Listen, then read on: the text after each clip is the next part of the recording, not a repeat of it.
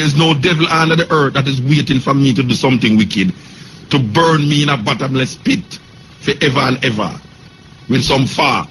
But there's something wrong. Why is it that we have to balance ourselves with evil?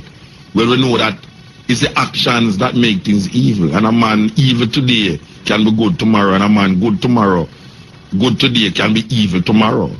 So it's the action and not the individual himself, because the individual in religion is almost like a puppet. It's almost like a pawn that has been played in a greater game. It's almost like Judas. If you look at the concept of Judas in the Bible, why would Judas be condemned for something that was predestined to happen? That is a serious question. Why would you condemn Judas if he could not do anything about the situation that is going to arrive upon him because of previous prophecies? That this is what is going to happen. Whether I want to try to change it or not, him can't change it. It's predestined to happen. Said love viewers and subscribers, wagwan, hope you are doing good, hope you are doing great. So my people, I come across this video and I have to share it once and once. Yeah man, it's really powerful, and we as African people, we need to know these things. It's a full documentary of the devil, yeah man, the history, and you know, oh, it all come down. I make a similar video to this already. So this will be the updated one, the part 2 of it. So definitely stay tuned, because this one will be we are more interested, my people, and we as African people, as I said earlier, we need to know these things. We need to educate ourselves about this thing, because black people have been tricked for so long, and you know, I don't know why God take for wake us up, because we really need a wake up call there. And these are the things that are going to spark the match, yeah man, and lit the fire in our consciousness. So my people, before we get into it, you know, it's a Black Power movement. Drop a like and subscribe, share to a friend or family so they can be a part of the move. Now my people, let's take a walk. Check out what Mutabaruka say. Share your thoughts down in the comments. Yeah man. And we want to play the game for all the people them who's interested in theology and who's interested in just gathering information and understanding things from another level than what we were taught. You understand? This is about the devil, a very strange subject to tackle on a program in the night here, but we hope that when you hear it, you will gather some information to open your mind and make your consciousness be more clearer in certain little levels. You understand? So without further ado, we want to present the devil.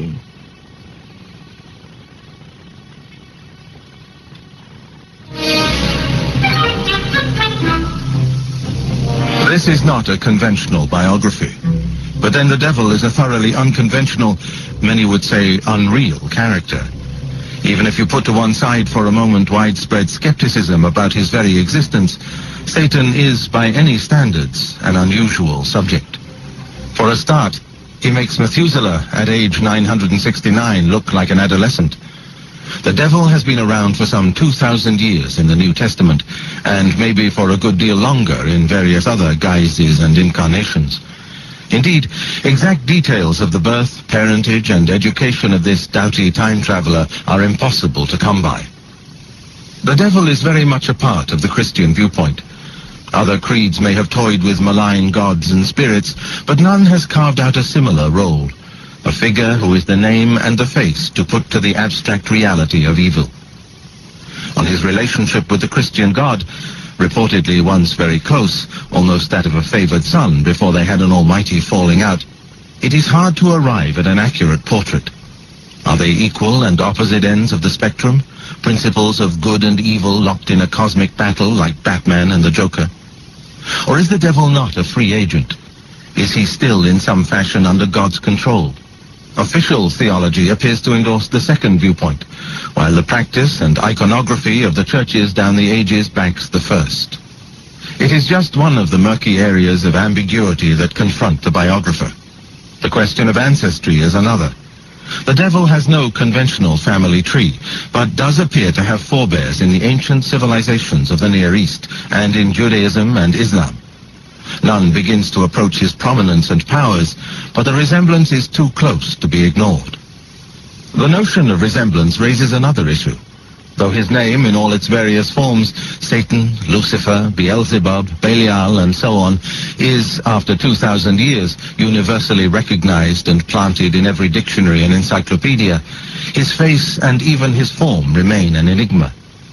Is he an angel or an animal? The serpent who tempts Eve in the Garden of Eden, the flying pig who was banished from a church by Pope Gregory the Great? Or is he a strange-looking human? The hook-nosed gargoyle on the facade of Chartres Cathedral, the black bewinged imp in Bruegel and Bosch scenes, the fool of medieval mystery plays. The devil, it seems, has 1,000,001 disguises.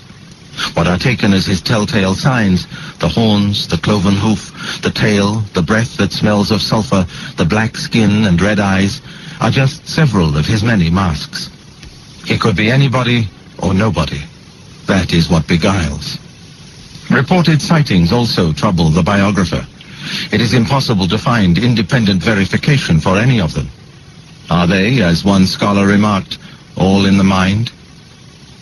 The Catechism of the Catholic Church, published by Pope John Paul II in 1994, makes explicit reference to Satan's continuing role. And exorcisms, expelling the devil from those he has possessed, continue, though at a reduced rate. For the most part, however, mainstream Christianity has passed the devil on to fringe evangelical sects. These new churches, with their tendency to take every word of the Bible literally and their corresponding lack of theological or ethical sophistication, thrive on talk of the devil. If news of the devil's retirement has then been exaggerated in Christian circles, his regular appearances on stage, in films, and even in television advertisements promoting naughty but nice products suggests that secular 20th century Western society still has a place for him, albeit a cameo that hints at an ill-defined force of evil and malice. Demonizing, a process carried out by the Romans on the early Christians, remains one of the blights of a supposedly enlightened and tolerant era. The Nazis built on centuries of demonization of the Jews. Saddam Hussein becomes the devil incarnate, with every act of terrorism in the world laid at his door, regardless of the evidence. The devil is with us and causing trouble. Quite how he does this, or how it is done in his name, is one of the questions that is at the heart of this biography. Not the least among the others is to define the exact nature of the devil's shadowy existence. Does he, in fact, have a physical form? Is he a popular metaphor for the abstract reality of evil? Or is he something between the two? We live in an age that approaches religion and religious belief with skepticism, and places ever greater onus on science to provide the answers to those issues of life and death and destruction that have always perplexed humankind. Even within the churches, doubting Thomases have been elevated from the pitiable to the theologically correct.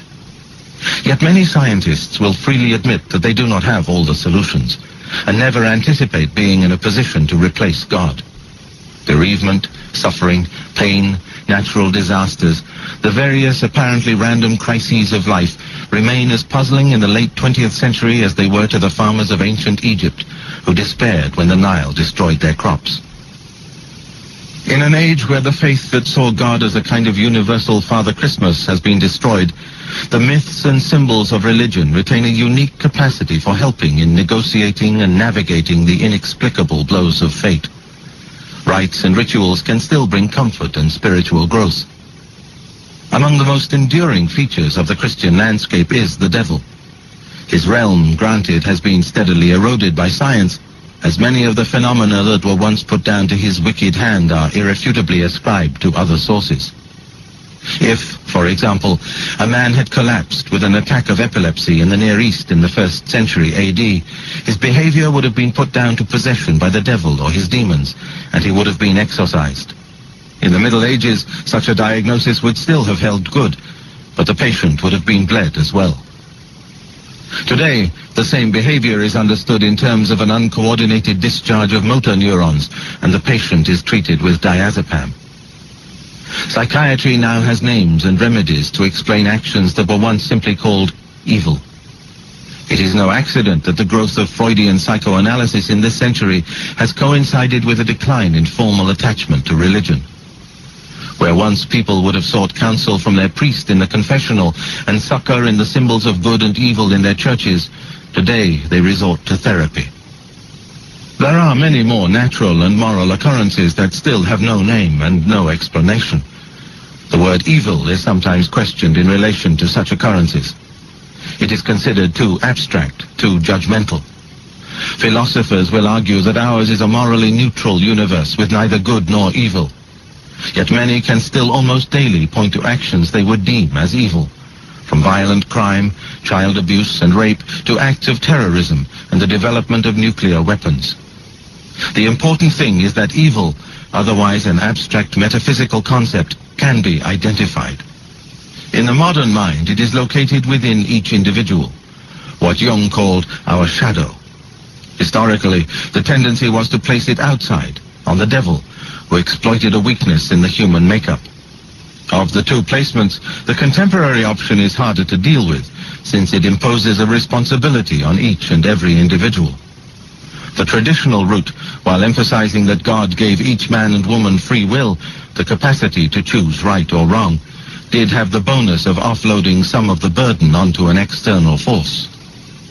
That is why the devil still attracts a following. He represents the easy option when we are confronted with evil. Cave paintings show humankind in conflict with horned animals. Out of such depictions evolved the half-man, half-beast figure of the horned god of the North.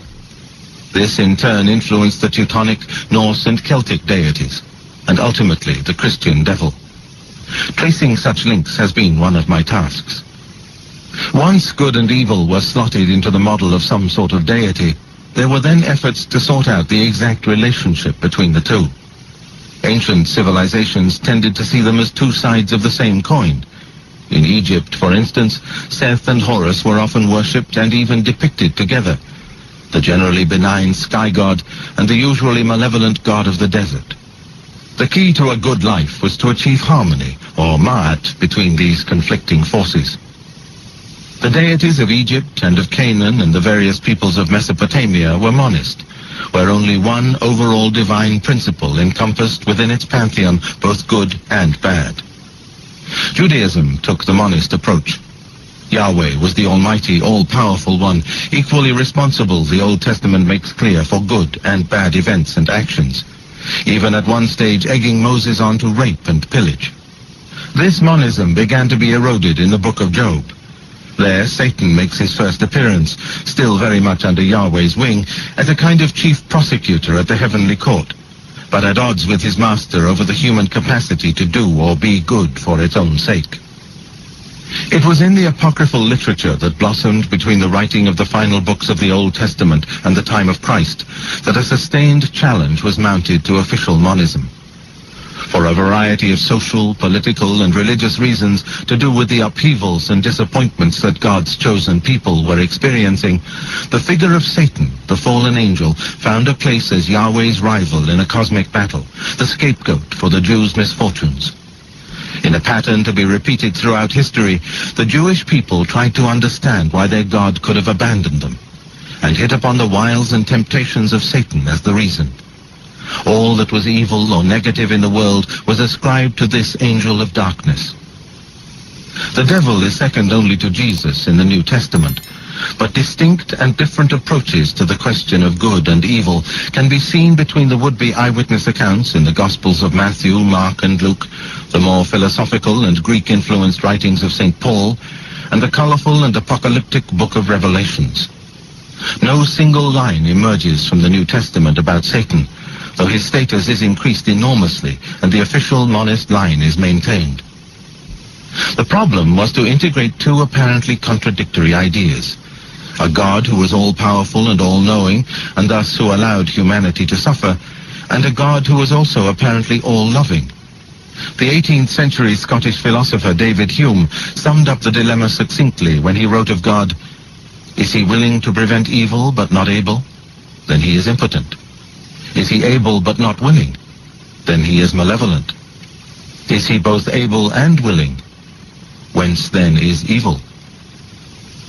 Whatever the limits imposed by official teaching, the devil became an essential part of the Christian fabric. Someone to blame when trouble and dissent cast a cloud, the eternal and convenient scapegoat.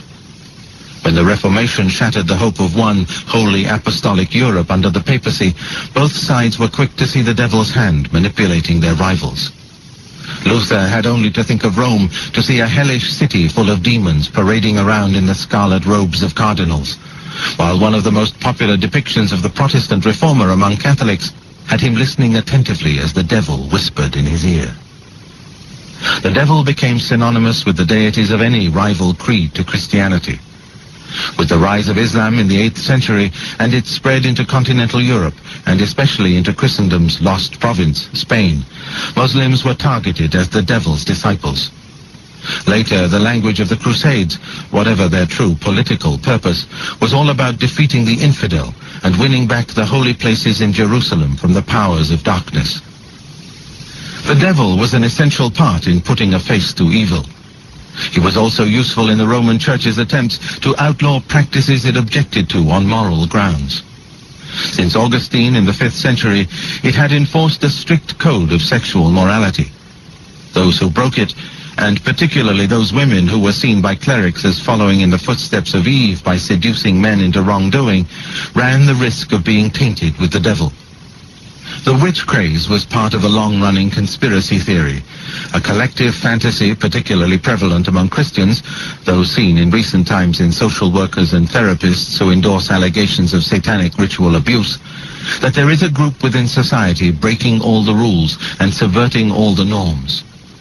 Since one of the devil's roles down the ages has been that of a revolutionary, he was, after all, the first rebel, his name has become linked with such charges.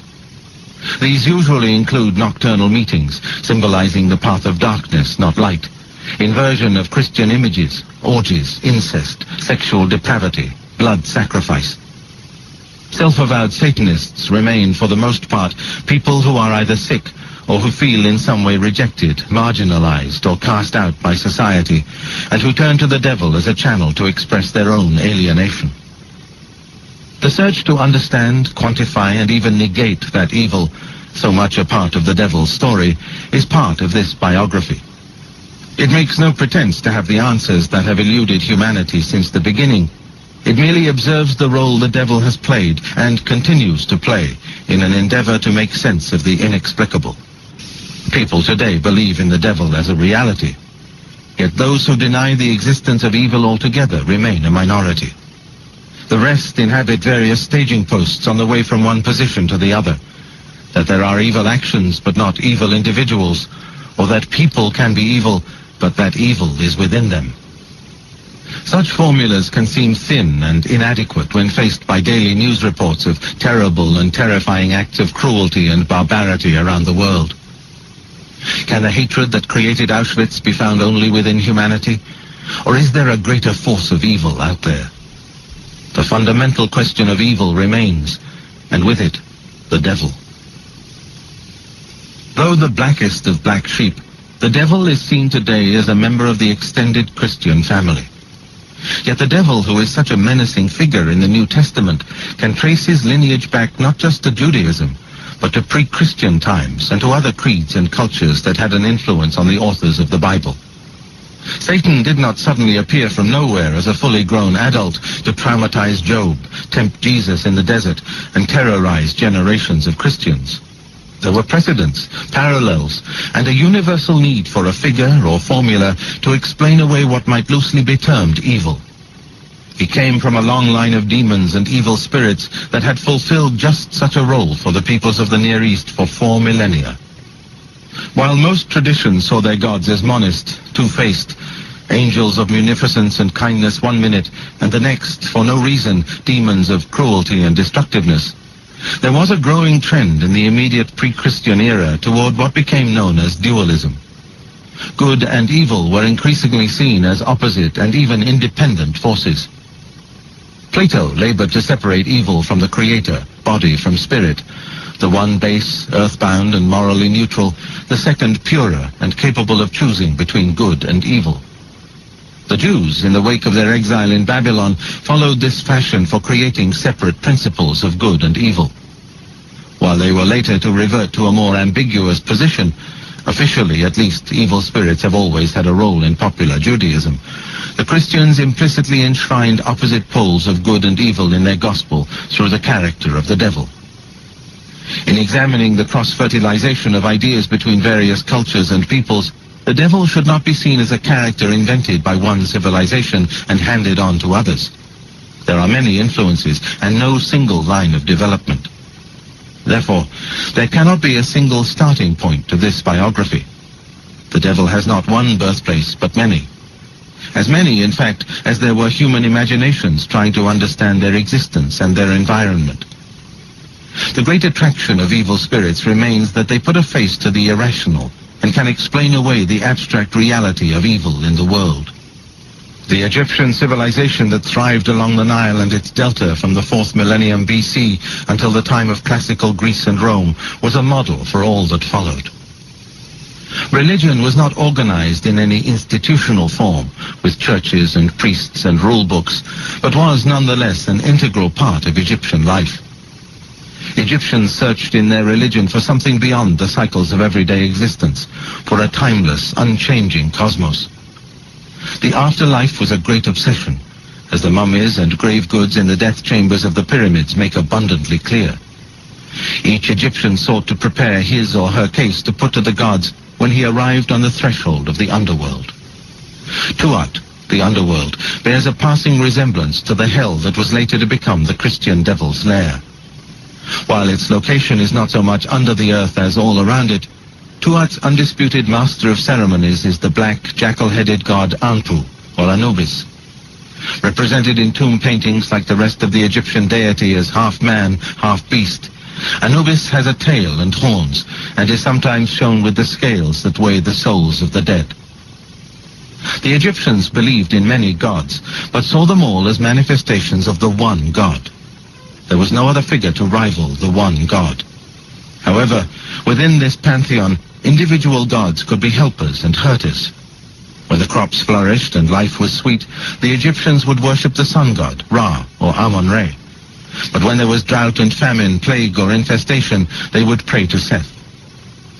If any one god was popularly associated with evil, it was Seth, who was usually depicted with Horus, the hawk-headed sky god, as part of a two-faced creature.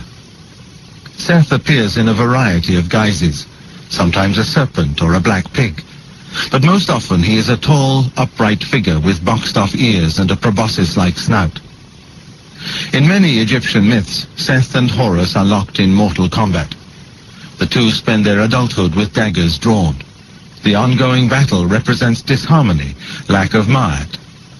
Both sustain injury through their lack of harmony, just as the earth and its inhabitants suffer when they fail to strive for ma'at. If a devil exists, it is in an impersonal sense, as the absence of ma'at. The civilization of Mesopotamia is as old, if not older, than that of Egypt. Both were based on river valleys. In the case of Mesopotamia, the crescent of land between the Euphrates and the Tigris in modern-day Iraq. Like the Egyptians, the Mesopotamians had an overriding concern with the cycle of the seasons on whose whims survival depended, and developed a deity to explain the inexplicable in these events. The Mesopotamians were the pioneers of the written word, their script predating the Egyptian hieroglyph. Appropriately, the Mesopotamian Epic of Gilgamesh is the oldest story in the world, and its subject the original literary hero. The bare bones of the tale are known to have been written down around 2100 BC, well before the first books of the Bible. Gilgamesh marks the debut of the first truly diabolical literary character, Huwawa. The core epic, based on a real-life benevolent king of Uruk who reigned around 2500 BC, concerns a god-man who attempts to overcome death. Gilgamesh goes with his companion Enkidu to the cedar forest, which is guarded by Huwawa. This monster cuts a terrifying, devilish figure. His roaring is the floodstorm, his mouth is fire, his breath is death.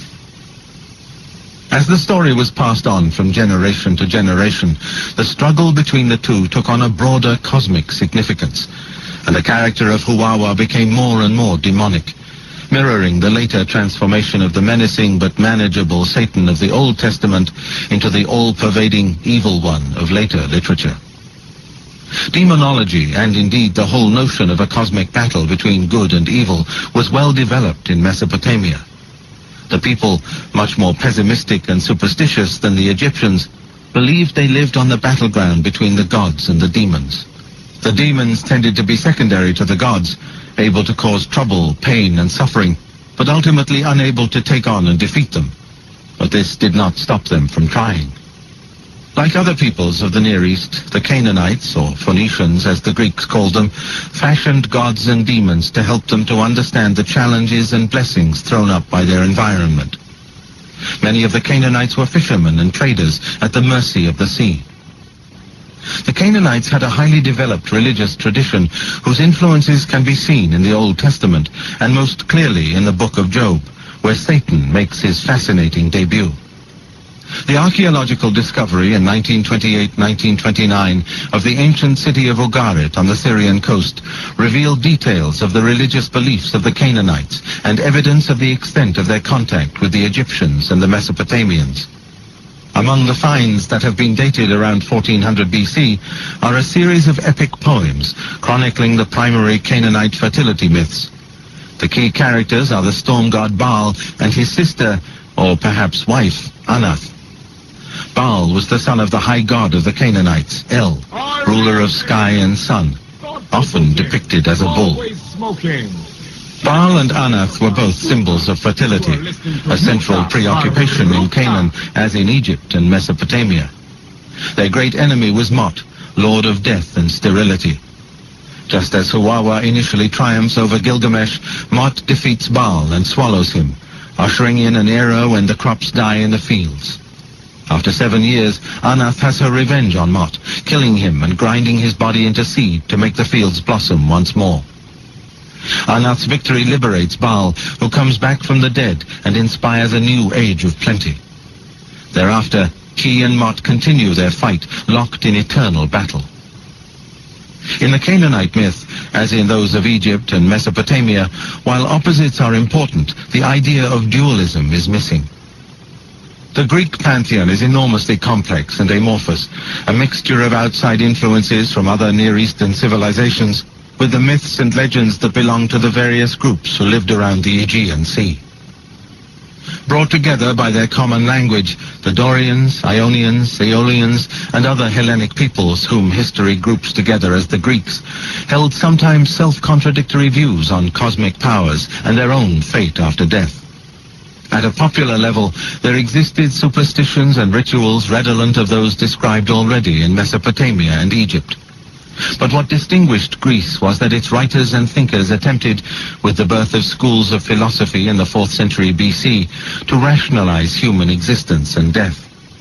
Rather than throw themselves on the mercy of ill-defined gods and demons, these philosophers subjected ancient beliefs to logic and reason. The Greeks invented the philosophical question and were no longer content to believe that the gods moved in mysterious ways, one minute sending floods and earthquakes, the next rains and fertile soil. They began the search for a coherent explanation to the world that did not rest upon arbitrary whims and ritualistic sacrifices, but that placed the emphasis on human acts and a divinely ordained plan of right and wrong. One characteristic in particular distinguished the gods of Greece from the monsters of Mesopotamia and the tyrants of Egypt. They were made in the human mold and subject to human passions. In Homer's Odyssey, during the Trojan War, the gods take sides in a manner that is all too human.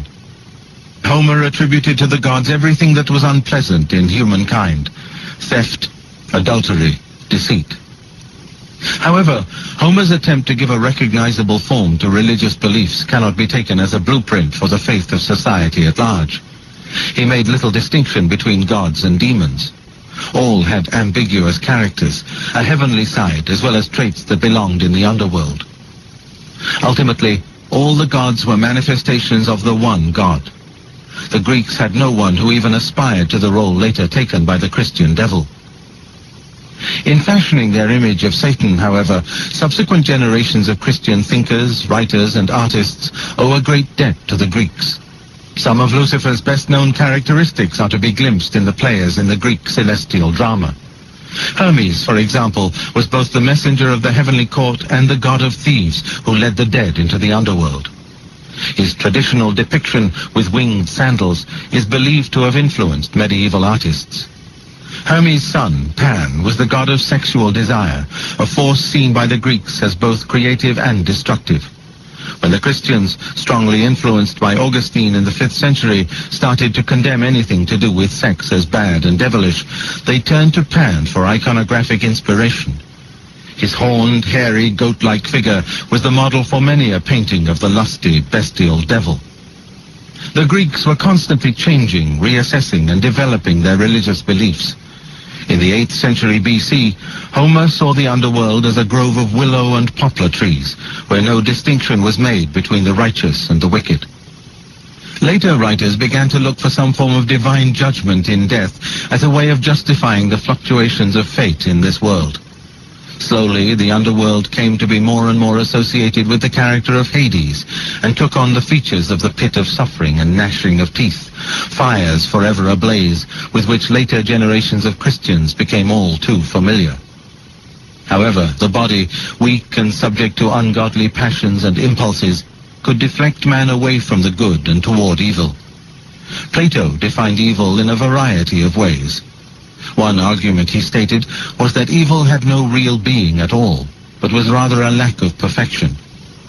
He was troubled, however, by the weakness of his theory when confronted with wars, murders, and human violence. How could something so tangible and unjust simply be written off as an absence of good? Plato tried to square the circle by acknowledging such acts as evil, but by absolving the one God of any responsibility. As he wrote in his Republic, "For the good we must assume no other cause than God. But for the cause of evil we must look for in other things, and not in God." When developed by Plato's followers, it was an idea that was to inspire biblical accounts of the fall of angels from heaven and the birth of the Christian devil before the world began.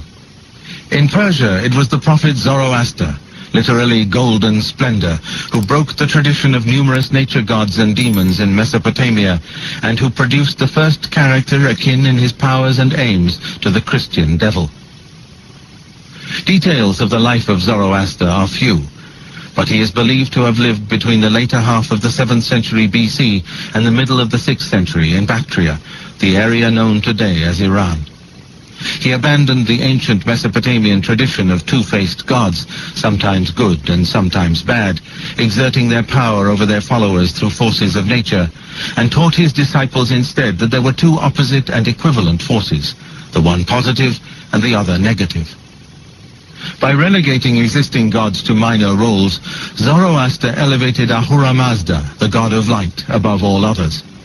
Set against Ahura Mazda, who sought to bring law and order to nature, was the fiendish Ahriman, the force for war in nature. All good was due to Ahura Mazda, all evil to Ahriman. Zoroaster was the first recorded dualist, believing that the world could be divided down the middle into black and white, with no one omnipotent power in control.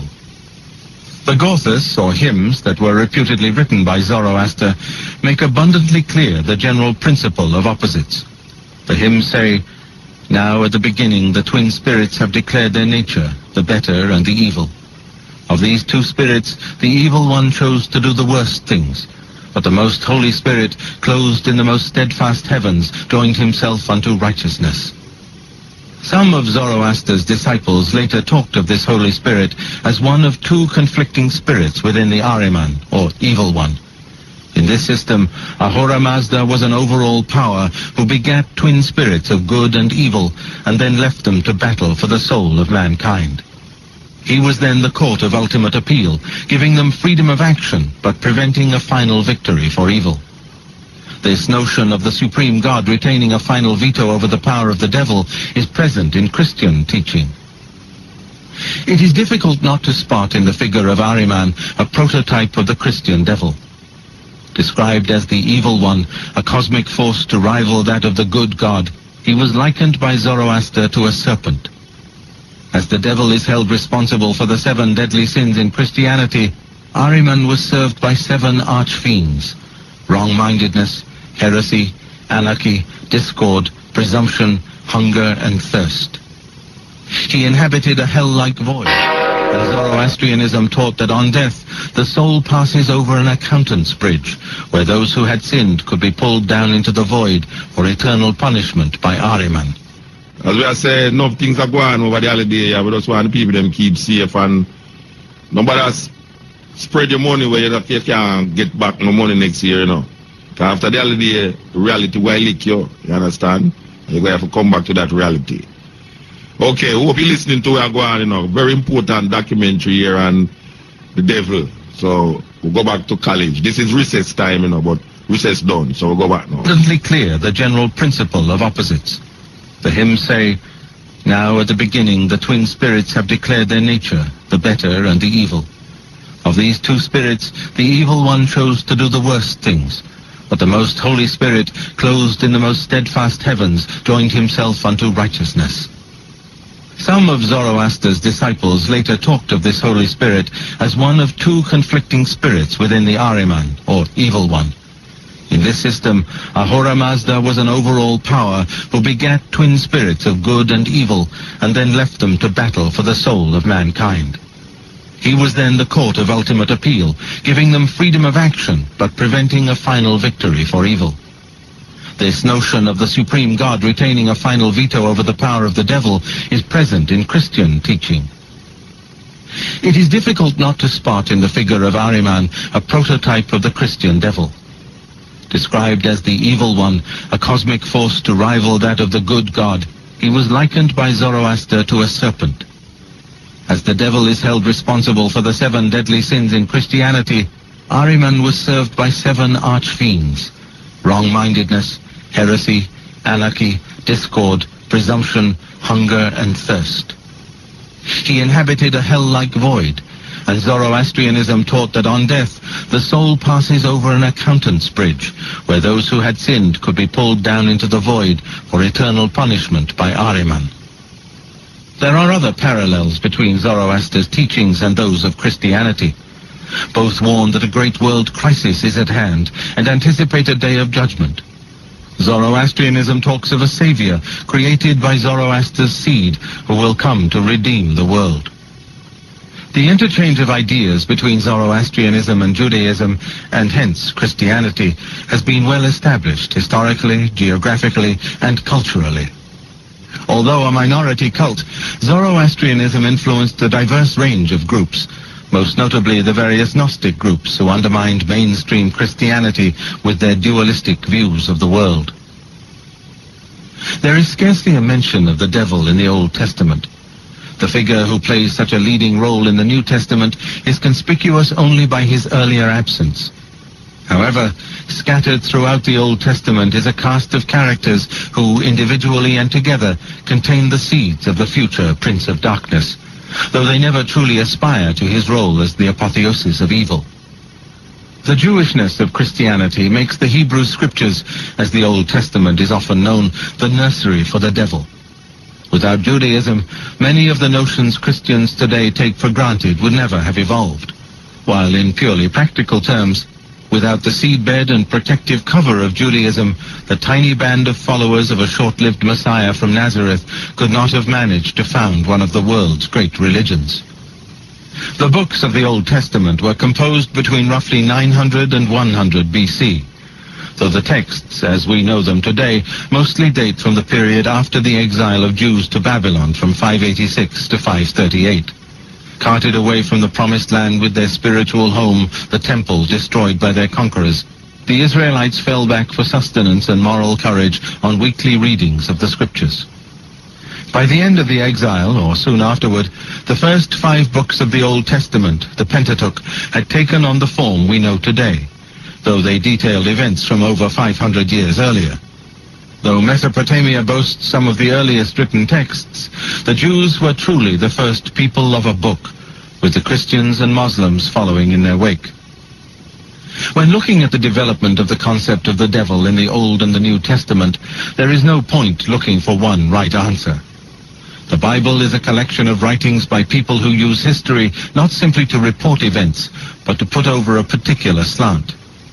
Without some knowledge of the background and of the politics of the time, a straight reading of the Bible is akin to a Martian reading a biography of George Bush by Bill Clinton without knowing any of the context and believing it to be gospel.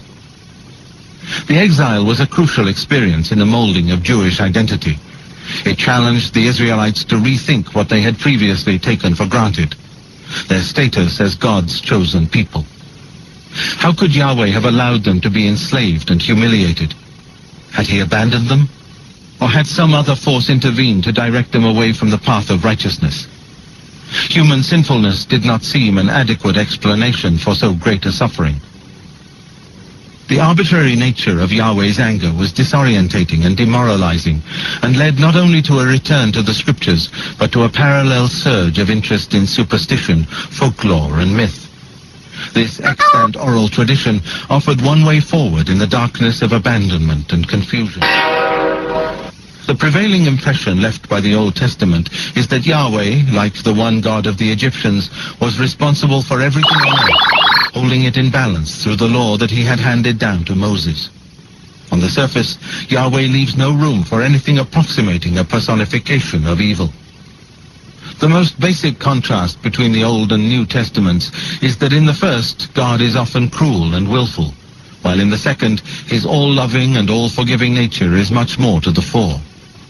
At the root of this dichotomy is the fact that for much of the Old Testament, Yahweh represents both good and evil, while in the New, much of his malign function has been hived off to the devil.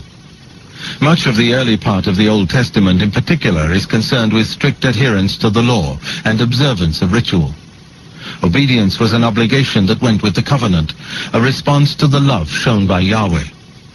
And on a practical level, keeping the law had the advantage of keeping Yahweh good and benign. It was only when the Israelites ignored the law as handed down to Moses that Yahweh showed his darker, more ruthless side. The early books of the Hebrew Scriptures make passing references to evil spirits and demons, hinting that vestiges of polytheism and earlier superstitions may have lingered on before they were expunged by the later Judaic belief in an omnipotent Yahweh. The Satan of the book of Job is the first bearer of that name to merit a capital letter. His role, sitting in the heavenly court, is to play what we might today call devil's advocate, though his powers are a shadow of those enjoyed by the devil of the New Testament. Satan is absolutely loyal to Yahweh, but has taken upon himself the role of chief antagonist to humankind. This is the first time in the Old Testament that the fundamental issue of suffering and why a good God allows it is addressed. As a literary approach to a question that has puzzled God-fearing humanity down the ages, Job is without rival. In it are encapsulated all the dilemmas that have afflicted humankind down the ages, all the questions that theologians and philosophers have debated. Why is there pain and suffering? Why do the wicked prosper and the good lose out? The book is in fact a drama in 3 parts, with the torment and doubts of Job sandwiched between an explanatory prologue and valedictory epilogue, both of which scholars believe were added to the main body of the text after the exile. By the introduction of Satan in the prologue, the dilemma of the eponymous central character is transformed into a discussion in the heavenly court between Yahweh and Satan. By giving Satan such a role, the sufferings of Job were given an extra dimension as an allegory for those of Israel during the exile, and heaped not at Yahweh's door, but at that of his mischievous servant. A series of terrible misfortunes befalls Job in the prologue. His cattle are stolen, his servants put to the sword, fire destroys his sheep, and a freak storm wrecks his house and crushes his children. But, contrary to Satan's expectations, Job refuses to turn his back on Yahweh. Through all his sufferings, Job never gives way, though in his trials and tribulations he finds it increasingly difficult to understand that the God who loves him can also be the one who is punishing him. Job represents humanity searching for an answer to suffering and evil in the face of their own daily tribulations. Job protests his innocence repeatedly in the face of his friends. Their reliance is on the conventional wisdom of the Old Testament, namely, that Yahweh has 2 faces, and and that his harsher actions are the result of humankind's sinfulness. By the end of the book, Job is restored to favor. The epilogue leaves him with double what he had before as a reward from Yahweh for keeping the faith. Satan, after his appearance in the prologue, is silenced, and his thesis gains little credence. After all the debate, the prevailing view that God is all-powerful, that evil is from him and somehow part of his plan, remains, despite Job's efforts to highlight the shortcomings of such an approach. The book of Job is, in that way, a lament at the weakness of the system, without proposing a new way forward. Satan cut his teeth in the outpouring of writing that accompanied the Israelites' soul-searching in the post-exile period. His story, taken up in the New Testament, is that of the fallen angel, cast out of heaven, who sets himself up as a rival to Yahweh. It is a story that has become part and parcel of the devil's curriculum vitae in every subsequent age. Scribes and prophets tried to provide an explanation for the fate that had befallen the Jewish people in Babylon and since. In the years after the return from exile, Jewish thought and social behavior came under the influence of Greece, with the upper classes in particular Hellenized in their attitudes and looking down on the masses. This widening social gulf led to the great Maccabean revolt of 168-164 BC, which was only suppressed with great bloodshed. The Israelites remained divided and troubled, and though they achieved independence in 142 BC, they fell under Roman hegemony in 63 BC, heralding an almost 2,000-year wait for the re-emergence of the Jewish state. The Testament of Reuben, a book of the Apocrypha written around 109-106 BC, switches the focus to the more traditional Christian targets of Adam and Eve, with Eve tempting Adam to sin and thus setting an example for the daughters of earth who seduced hapless watcher angels, a phrase used in the book of Daniel and meaning the eyes of God. These rebels are the angels who had accompanied Satan on his fall from grace. In placing the blame for sinfulness and evil more on women than men, Reuben was anticipating much of what was later to be preached in the name of God. It conjured up the image of the watcher angels taking possession of women while they were making love to their husbands, with the result that their offspring were poisoned by evil from their first breath. Lust was one of the main reasons advanced in the apocryphal literature for the fall of angels from heaven, and it became firmly rooted in the imagery of the demons. Another explanation was offered by the Book of Secrets of Enoch. Here the angels rebelled on account of their pride. The Apocalypse of Moses, dated around 70 AD, suggests that the angels were jealous not of Yahweh's powers, but of man's, specifically Adam's. It was as if the older children of God rebelled against their new sibling down on earth and tempted him into offending their father. The rapid development of the idea of the evil one in apocryphal literature poses the question of where the ideas that took such a hold on writers and thinkers of the time came from. Historians of the period have spotted traces of Belial in Canaanite thought, while a fragment known as the Book of Giants, found with the Dead Sea Scrolls and thought to be of this era, mentions Gilgamesh and Huwawa. The most obvious link, however, is with Babylon and the Zoroastrianism that the Jews encountered during their exile and occupation. Cyrus the Persian, the liberator of the Jews from their Babylonian prison, and described in Isaiah as the anointed of Yahweh, was a follower of Zoroaster. The parallels between the dualism of that credo and what appeared in the Apocrypha are striking. The difficulty, as ever, with parallels between the developing demonology of the Near East and that of Zoroastrianism, is that the time scale allows for a two-way traffic, and it is never entirely clear who is influencing whom. What is beyond question, however, is that though there seems to be a great sea change between the Old and New Testaments and their attitude to the personification of evil, the books of the Apocrypha provide the bridge. They were widely read at the time of Christ and influenced both his disciples and Christian thinkers who later fashioned the devil as a terrifying adult. The devil's clash with Jesus in the New Testament dominates proceedings. The shadowy, uncertain adolescent of the Hebrew Scriptures, who put on such a spurt of growth in the literature of the Apocrypha, matures in the holiest of the holy books of Christianity. Though it is tantamount to heresy in the mainstream churches today to mention the fact, the New Testament is a story of the war between Jesus and the devil, between good and evil. The tendency among modern theologians and church leaders is to avoid mentioning the devil, lest they or their creed be dismissed as medieval or superstitious. At best, they will concede that his repeated appearances in the New Testament are a metaphor, a symbol of evil, though any talk that such an explanation should then be extended to Jesus is fiercely resisted. The consequence is that too much study of the New Testament today excludes the devil. It is as if Dr. Moriarty were edited out of the Sherlock Holmes stories. The character and actions of the devil are crucial to the story of salvation of humankind that is at the core of the New Testament. Without the devil, Christ has nothing and no one to defeat, no way of dispensing with the shortcomings of the here and now and of ushering in the kingdom of God.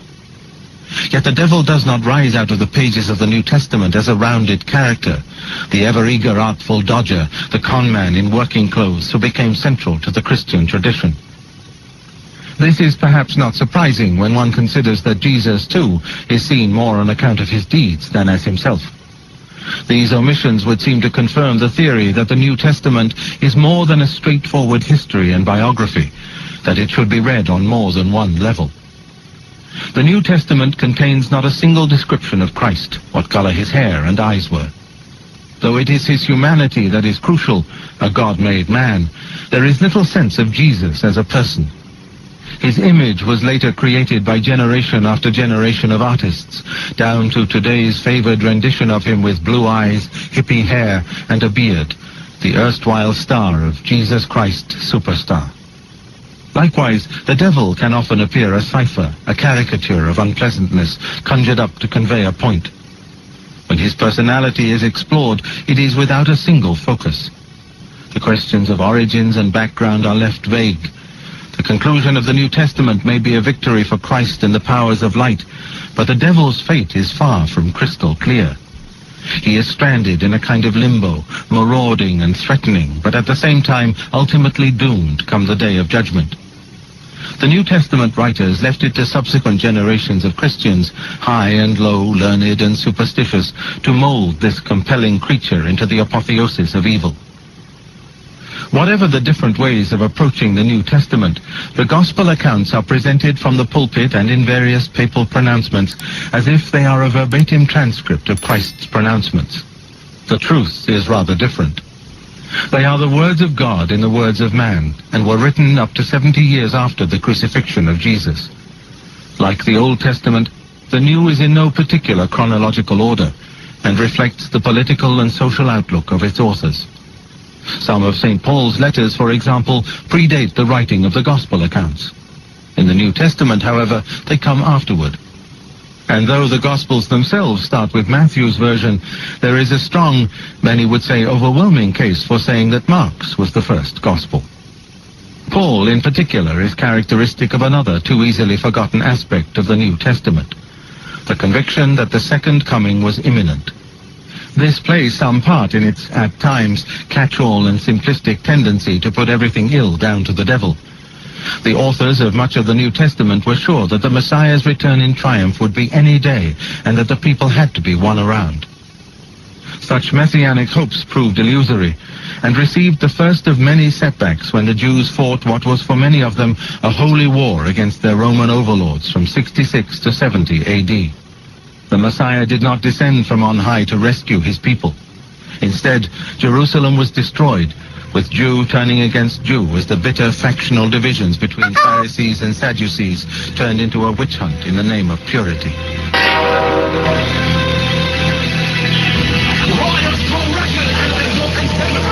Yeah, this is the Cutting Edge and IRFM there with you. We want to yell up my brethren in why me love say? We want to yell up my brethren in San Francisco. We want to yell up Daniel, who will know say I listen. We want to yell up Abaziro. Abaziro say get high tech, so you can hear the Cutting Edge now without cover Jamaica. Abaziro say the tape about the devil is very intense.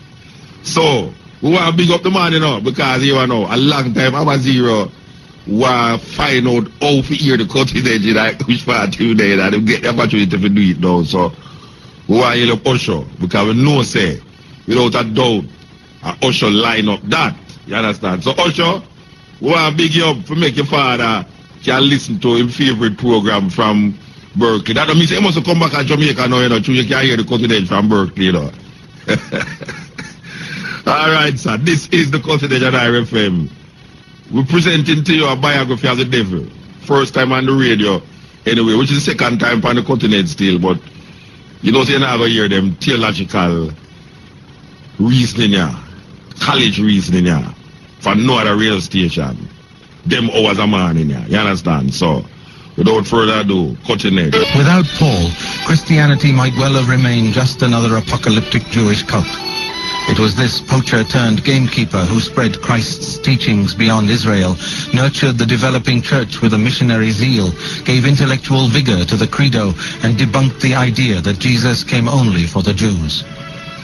Paul's various letters to the Romans, Corinthians, Ephesians, and Galatians have been enormously influential in the development of Christianity. They epitomize the sometimes confused picture the New Testament presents of the devil. In his letter to the church in Rome, Paul appears to confirm the traditional idea that God is omnipotent, source of all things good and bad in the world. Paul also writes extensively of the devil and his role in a world that is teetering on the brink of moral and physical disaster. In the words of literary historian Neil Forsyth, every time Paul uses the word Satan, he is referring to the opponent of human salvation, not to the figure who does battle with Michael in the book of Revelation. Unquote. The cosmic dualism that came later in the book of Revelation, which concludes the New Testament with a vision of a war in heaven, has no place in Paul. Neither does talk of evil spirits and demons. Paul casts his net wider and has harsh words to say about human sinfulness. The notion of evil being the result of an external force preying on humankind, which is the dominant theme of the Gospels of Matthew, Mark, and Luke, finds little space in Paul's theology. Rather than blame everything on the devil, he attempts instead to draw up a new version of Yahweh's original covenant with the Jews that could include everyone. It was as if Paul was trying to update the law, the moral code of the Old Testament, in the light of Christ's teachings. The association of the Spirit with God and the flesh as open to the wiles of the devil was not yet made. But Paul's high moral tone on sexuality was to be taken up by those who saw anything to do with the body as the work of Satan. However, in drawing a distinction between flesh and spirit in the same way that Christ is set against Satan, Paul was giving a clear signal. The flesh was one source of sinfulness. In his first letter to the church at Corinth, Paul suggests another, when he compares the destruction that Adam brought through his infidelity in the Garden of Eden. Adam is then the enemy by his original sin, a legacy passed on to all who came after him. There is no mention of the devil, though later he, and not Adam, became the snake-like villain of Eden. The evil one has many names in the New Testament. Usually he is either the Hebrew Satan or the Greek devil.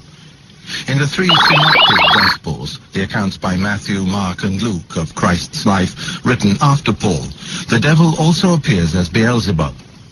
The Pharisees, confronted with Jesus' capacity to cure a blind and dumb demoniac, respond, "The man casts out devils only through Beelzebub, the prince of devils." Jesus denies the charge. "If it is through the Spirit of God that I cast devils out, then know that the kingdom of God has overtaken you." Though the origins of the name are unclear, Beelzebub, literally Lord of the Flies, seems to be a derogatory form of Prince Baal, the Canaanite god. In his 3-year public ministry, Jesus' principal weapon in fighting the devil is exorcism. Though today exorcism is a rare and to some an exotic practice, more the preserve of Hollywood than mainstream churches, it was a fairly routine procedure for coping with sickness among the Jews at the time of Christ. Exorcism is one of the key features that distinguishes the synoptic Gospels from the writings of Paul and John. Paul scarcely spares a thought for demons and devils, and then only as a way of poking fun at the beliefs of those he deems heathens. By contrast, in Mark, the author rushes through Jesus' early life and his period in the desert in order to include in the first chapter an exorcism. The tone is set. As the Gospel says, that evening after sunset, they brought to him all who were sick and those who were possessed by devils. The whole town came crowding round the door, and he cured many who were suffering from diseases of one kind or another. He also cast out many devils. Mark recounts that it was through his exorcisms of evil spirits that Jesus' fame spread. In a literal sense, such encounters were cures. But on another, much more significant level, they are one of the distinctive ways in which the New Testament approaches the question of good and evil. What is inside the possessed person comes out when faced down by Christ.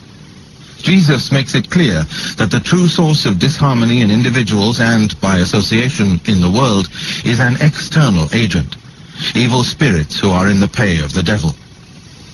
The Synoptic Gospels leave open the questions of how Satan fits into the divine plan of an all-knowing, all-seeing God, and the devil's indispensability in bringing about Christ's passion and death and resurrection. The possibility that the devil could still in some dark way be God's servant, the tempter of humankind after the fashion of Job, is not entirely exhausted. The writings of the Apostle John and his circle, however, sought to put any suggestion out of court. The last entry in the New Testament, the extraordinary book of Revelation, is also associated with the Apostle John, either the work of the evangelist himself or one of his immediate circle, somewhere between 70 and 95 AD. John is less interested than the synoptics in agents of the devil, in evil spirits and demons, than in Satan himself. Of the four Gospels, John is the most dualist, a precursor to the high point of the battle between God and the devil in Revelation. Only in John's account of the last week of Christ's life are the events of the crucifixion put in the context of the cosmic battle. At the Last Supper, Jesus tells his apostles, "Now sentence is being passed on this world. Now the prince of this world is being overthrown. And when I am lifted up from the earth, I shall draw all men to myself." John is preoccupied with why the Jews failed to recognize Jesus as their Savior. He mixes Old Testament ideas about the sinfulness of human nature with the suggestion in the other Gospels that the devil possesses humans and makes them do evil deeds. The book of Revelation develops John's Gospel and the concept of eternal life. Revelation is final confirmation that the Christian Satan is a direct descendant of the cosmic adversaries of the Near Eastern credos. For the devil's life story, the most significant section of Revelation is chapter 12, which tells, for the first and only time in the Bible, of a battle royal in heaven. It is a vision that has contributed enormously to the picture of the devil presented in learned articles and classrooms around the globe. Satan starts off as a huge red dragon with 7 heads and 10 horns. The dragon's tail then sweeps 1/3 of the stars in the sky down to earth, before turning its attention to a woman about to give birth to a child. The dragon tries to eat the child, but is foiled. The text then abruptly changes direction and focuses on the war in heaven, with the dragon and his angels slugging it out with the archangel Michael and the virtuous angels. The latter prevail, and the dragon and his band are driven out of heaven. The narrative continues with a description of the dragon Satan becoming a sea monster with the mouth of a lion, the paws of a bear, and the look of a leopard, screeching blasphemies and making war against the saints and all humanity. In one vision are collected many of the characteristics that continue to shape the image of the devil to this day: the serpent, the wild beast, the deceiver, the utterer of blasphemies, even the would-be satanic epigram 666. The devil, serpent, dragon figure is held responsible in Revelation for natural disasters on the earth, in the same way that earlier races had blamed the dark shadow of their gods for earthquakes and floods. Revelation is the only New Testament book to consider natural evil. The rest of the canon is concerned largely with personal morality and social evil. And what happens to Satan on the much-anticipated day of judgment? Revelation tells us, "Then I saw an angel come down from heaven with the key of the abyss in his hand and an enormous chain. He overpowered the dragon, that primeval serpent which is the devil and Satan, and chained him up for 1,000 years. Revelation also states that after the 1,000 years he will be freed again to deceive all the nations in the earth, but he and his armies will be consumed by fire, and finally, then the devil will be thrown into the lake of fire and sulfur, where the beast and the false prophet are, and their torture will not stop day or night forever and ever." A vision of the last judgment follows, when Hades and death were emptied of the dead that were in them, and everyone was judged according to the way in which he had lived. Then death and Hades and anybody whose name could not be found in the book of life were thrown into the burning lake. The promise is that God will be triumphant. That is one of the safeguards that prevents the devil being an equal and equivalent power to God. In the meantime, the devil is left with some latitude to work his spell on humankind. Whatever its other ambiguities concerning the devil's life and work, the New Testament makes it abundantly clear that his driving ambition was to defeat Christ and bring down the church. It is ironical, therefore, that when the first Christians found themselves under attack, first from the Jews, then the Romans, and finally dissidents within their own ranks, they turned to the devil as a way of safeguarding the future of the church. By making Satan the author of all the woes that were afflicting them, and in the process demonizing all who sought to put down the fledgling church, the founding fathers created an opponent with a unique power to unite Christians and strengthen their resolve in fighting the good fight. In the decades that followed Christ's death, the original band of apostles remained the focus of the ever-expanding cult that worshipped his name. They ensured that a single teaching line was maintained and instilled discipline by dint of the authority that came with their first-hand knowledge of the Messiah. However, their deaths deprived the church of such a focus, and soon there were as many different interpretations of his teaching as there were new Christian communities springing up. The optimism and sense of expectation created by promises of an imminent second coming turned to disappointment and disagreement when it failed to materialize. As outside threats multiplied, the devil was a handy scapegoat, and his malevolent status grew accordingly. The early church fathers discovered, however, that blaming your fate on Satan had a downside. Soon different groups, known by a variety of names but collectively called the Gnostics, were ascribing every challenge they met to the devil and denying that the earth was God's creation. Many suggested that a place so hostile and unwelcoming could only have been made by Satan. Their solution was to turn in on themselves and actively seek martyrdom as a way of escaping a living hell for the safety of life after death in heaven with God. The more clear-sighted fathers quickly recognized that this was a recipe for disaster, carrying with it the threat of self-destruction. To avoid such a fate, they had to draw up boundaries for the devil. He could not be an equal and opposite force to God, the master of this world against the master of the next. The framework that they developed as a response, a halfway house between a theological monism and a practical dualism, has remained the bedrock of Christian belief ever since. Ironically, for a church that in subsequent eras perfected the art of demonizing its opponents, Christianity began the 2nd century more sinned against than sinner. The early Christians found themselves charged by the Romans with precisely the sort of foul ritual, incest, orgies, cannibalism, that was subsequently attached by Christians to the name of Satan and those alleged to have sold their souls to him. Yeah, this is the cutting-edge and I as we say. They show them why glide with, man. I tell you, man. They show them why glide with. Someone show. Everybody has show something. Yeah, so we at the Theological College of the Cutting Edge, you know, say, them kind of lectures where people pay enough money for going to sit down and listen to, but, you know, if you just have the time and the energy, you can sit right in your bedroom, in your living room and turn on and hear, get some knowledge and open your mind, because sometimes I find most of our Christian friend them and Christian brethren them, anytime them turn Christian, it look like them lose them sense of intelligence. It's like, nobody not tell us that true you believe in a God, you must think, Rasta. It's like, it's a human thing to think. Intelligence is so it's part of the gift of a human being that him get, or that she get. So there's no need to give up your intelligence when you start to believe in a deity, in a God. There's no need to give it up. And I find a whole heap of ones give up that reasoning ability when them start to become Christians. And it's very unfortunate because there's so much other things out there to understand and to know outside of your little conclave, your little box, that if you lose that aspect of your human ability, it's a serious problem. It's a serious problem. So the Cutting Edge occasionally present these things. And as we said, this month, we choose to really focus on the Christian listeners, you know.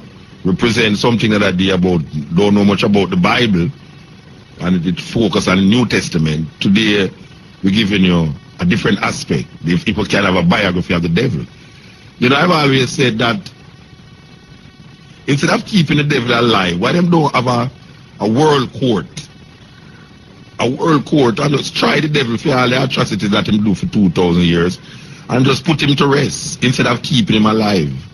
And I find that religious people, especially in this Christian religion, they are the ones that is responsible for keeping the devil alive. You know, they are really projecting a lot of things on this negative force, this negative energy that them call the devil. And they are almost trying to humanize him now. Make this idea become human. Even though it is emanating from human beings, but we don't see why we should have human beings becoming devil. As a matter of fact, the Protestant church is what gives rise to the humanness of the devil by way of the papacy. That now we'll find that like Seventh-day Adventists will tell you that the devil have a face and it's sitting right there in Rome. This is the Cutting Edge on RFM, continuing the Theological College of the Cutting Edge at this hours of the morning. You have to have the strength and the vigor to come to this college. Or to unite Christians and strengthen their resolve in fighting the good fight. In the decades that followed Christ's death, the original band of apostles remained the focus of the ever-expanding cult that worshipped his name. They ensured that a single teaching line was maintained and instilled discipline by dint of the authority that came with their first-hand knowledge of the Messiah. However, their deaths deprived the church of such a focus, and soon there were as many different interpretations of his teaching as there were new Christian communities springing up. The optimism and sense of expectation created by promises of an imminent second coming turned to disappointment and disagreement when it failed to materialize. As outside threats multiplied, the devil was a handy scapegoat, and his malevolent status grew accordingly. The early church fathers discovered, however, that blaming your fate on Satan had a downside. Soon different groups, known by a variety of names but collectively called the Gnostics, were ascribing every challenge they met to the devil and denying that the earth was God's creation. Many suggested that a place so hostile and unwelcoming could only have been made by Satan. Their solution was to turn in on themselves and actively seek martyrdom as a way of escaping a living hell for the safety of life after death in heaven with God. The more clear-sighted fathers quickly recognized that this was a recipe for disaster, carrying with it the threat of self-destruction. To avoid such a fate, they had to draw up boundaries for the devil. He could not be an equal and opposite force to God, the master of this world against the master of the next. The framework that they developed as a response, a halfway house between a theological monism and a practical dualism, has remained the bedrock of Christian belief ever since. Ironically, for a church that in subsequent eras perfected the art of demonizing its opponents, Christianity began the 2nd century more sinned against than sinner. The early Christians found themselves charged by the Romans with precisely the sort of foul ritual, incest, orgies, cannibalism, that was subsequently attached by Christians to the name of Satan and those alleged to have sold their souls to him. In Rome, religion was a national cult, cement to bind the far-flung empire together. Christians had the effrontery to demur, and their refusal to take part in official worship was seen as a threat to the very fabric of the empire. The Christians' claim that Christ, and not the godlike emperor, was Lord of the universe, was seen as subversive. Eagerly awaiting the second coming, they had a habit of decrying everything about the here and now. As the Romans turned an increasingly critical eye on the Christian communities, they saw a group speaking out defiantly against their political overlords. Minucius Felix wrote in his Octavius of the charges leveled against his fellow believers by the Romans. As for the initiation of new members, the details are as disgusting as they are well known. A child, covered in dough to deceive the unwary, is set before a would-be novice. The novice stabs the child to death with invisible blows. Indeed, he himself, deceived by the coating of dough, thinks his stabs harmless. Then, it's horrible, they hungrily drink the child's blood and compete with one another as they divide the limbs. These accusations were treated by the early Christians with a mixture of scorn, humor, and outrage. But the fact they were made at all reveals a side of the human psyche that is all too ready to demonize a group within its midst, to believe the most heinous of accusations that have little basis in fact. In short, the Christians learned from their misfortunes to redirect the fire of their one-time opponents onto their own adversaries. First targets of this new form of demonization were the Romans. Where the Jews had long regarded their Roman overlords as evil, the Christians took this one stage further by describing the empire as the work of the devil. Despite the ringing tones of the book of Revelation, at the dawn of the 2nd century of Christianity, the devil remained decidedly enigmatic. The book of Enoch was well known, and its story of the fallen watcher angels, with Satan as their leader, enjoyed widespread credence in the Christian communities. However, beyond that general consensus loomed larger unresolved issues. If Satan was a fallen angel, he must have been created by God in the first place. Why then did he go astray? Pride, lust, envy had all been suggested by various apocryphal writers. How far could God then be held responsible for the devil's deeds? Was the evil one a full-blown adversary, a loose cannon, or simply an agent of an omnipotent God? Behind all these questions lay the fundamental clash of dualism against monism, or rather, of what degree of dualism the emerging Christian church could tolerate. Some Christian writers favored a theological dualism to match the day-to-day beliefs of the faithful. They therefore presented an ever more polarized view of the cosmos, at odds with Old and New Testament monism, with God and the devil slogging it out with their respective armies. It was left to the leaders of the early church to find an uneasy compromise to answer this new, and to their mind, dangerous trend. God is wholly good, they decreed, and knows more than we do. The devil lies at the root of many of the mysteries, suffering, natural disasters, destructive human behavior, rejection of God, and continues to wage a rearguard action in a battle with God that ultimately is lost. Christians wanted to put a face on the adversary that was attacking them and created a devil who captured the popular imagination. And the link between heresy and the name of Satan was quickly established in early Christianity. It became a distinguishing feature of Christianity that kept Satan forever in the forefront of believers' minds. The devil and heresy were ever more closely associated as Christianity faced in the 3rd century the greatest threat yet to its survival: the rise of Gnosticism, which gave the devil a role equal to that of God. The very ambiguity of Christianity on the subject of the devil has meant that down the ages groups of believers have seen Satan as an equivalent and opposite power to God. The first such heretics were the Gnostics. The term Gnosticism, based on the Greek word gnosis, meaning knowledge, is used in many contexts. The high point of Gnosticism in the 2nd and early 3rd centuries proved to be a cathartic moment for Christianity, forcing it to establish a canon and define what was and what was not an acceptable doctrine. Gnosticism was an amalgam of ideas borrowed from the Greek philosophers, from Judaism, and from Zoroastrianism. Its fundamental principle, salvation, was based on a secret knowledge revealed to the elect by God.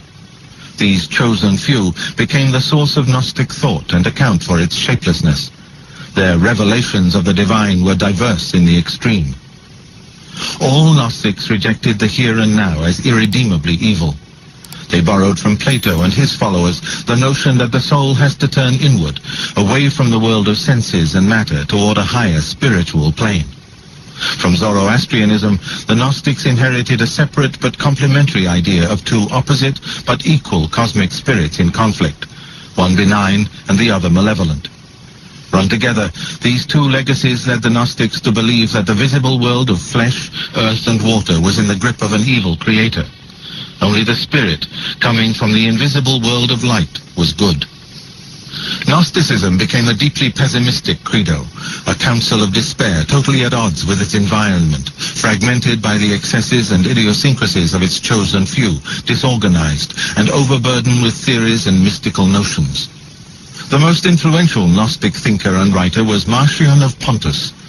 Marcion, deeply influenced by Gnostic pessimism, became obsessed with the question of evil in the world and detected the influence of a devil-like figure called the Demiurge in the Old Testament. meaning literally world maker or partial mover, this was a favorite creation of the Greek-speaking Gnostics.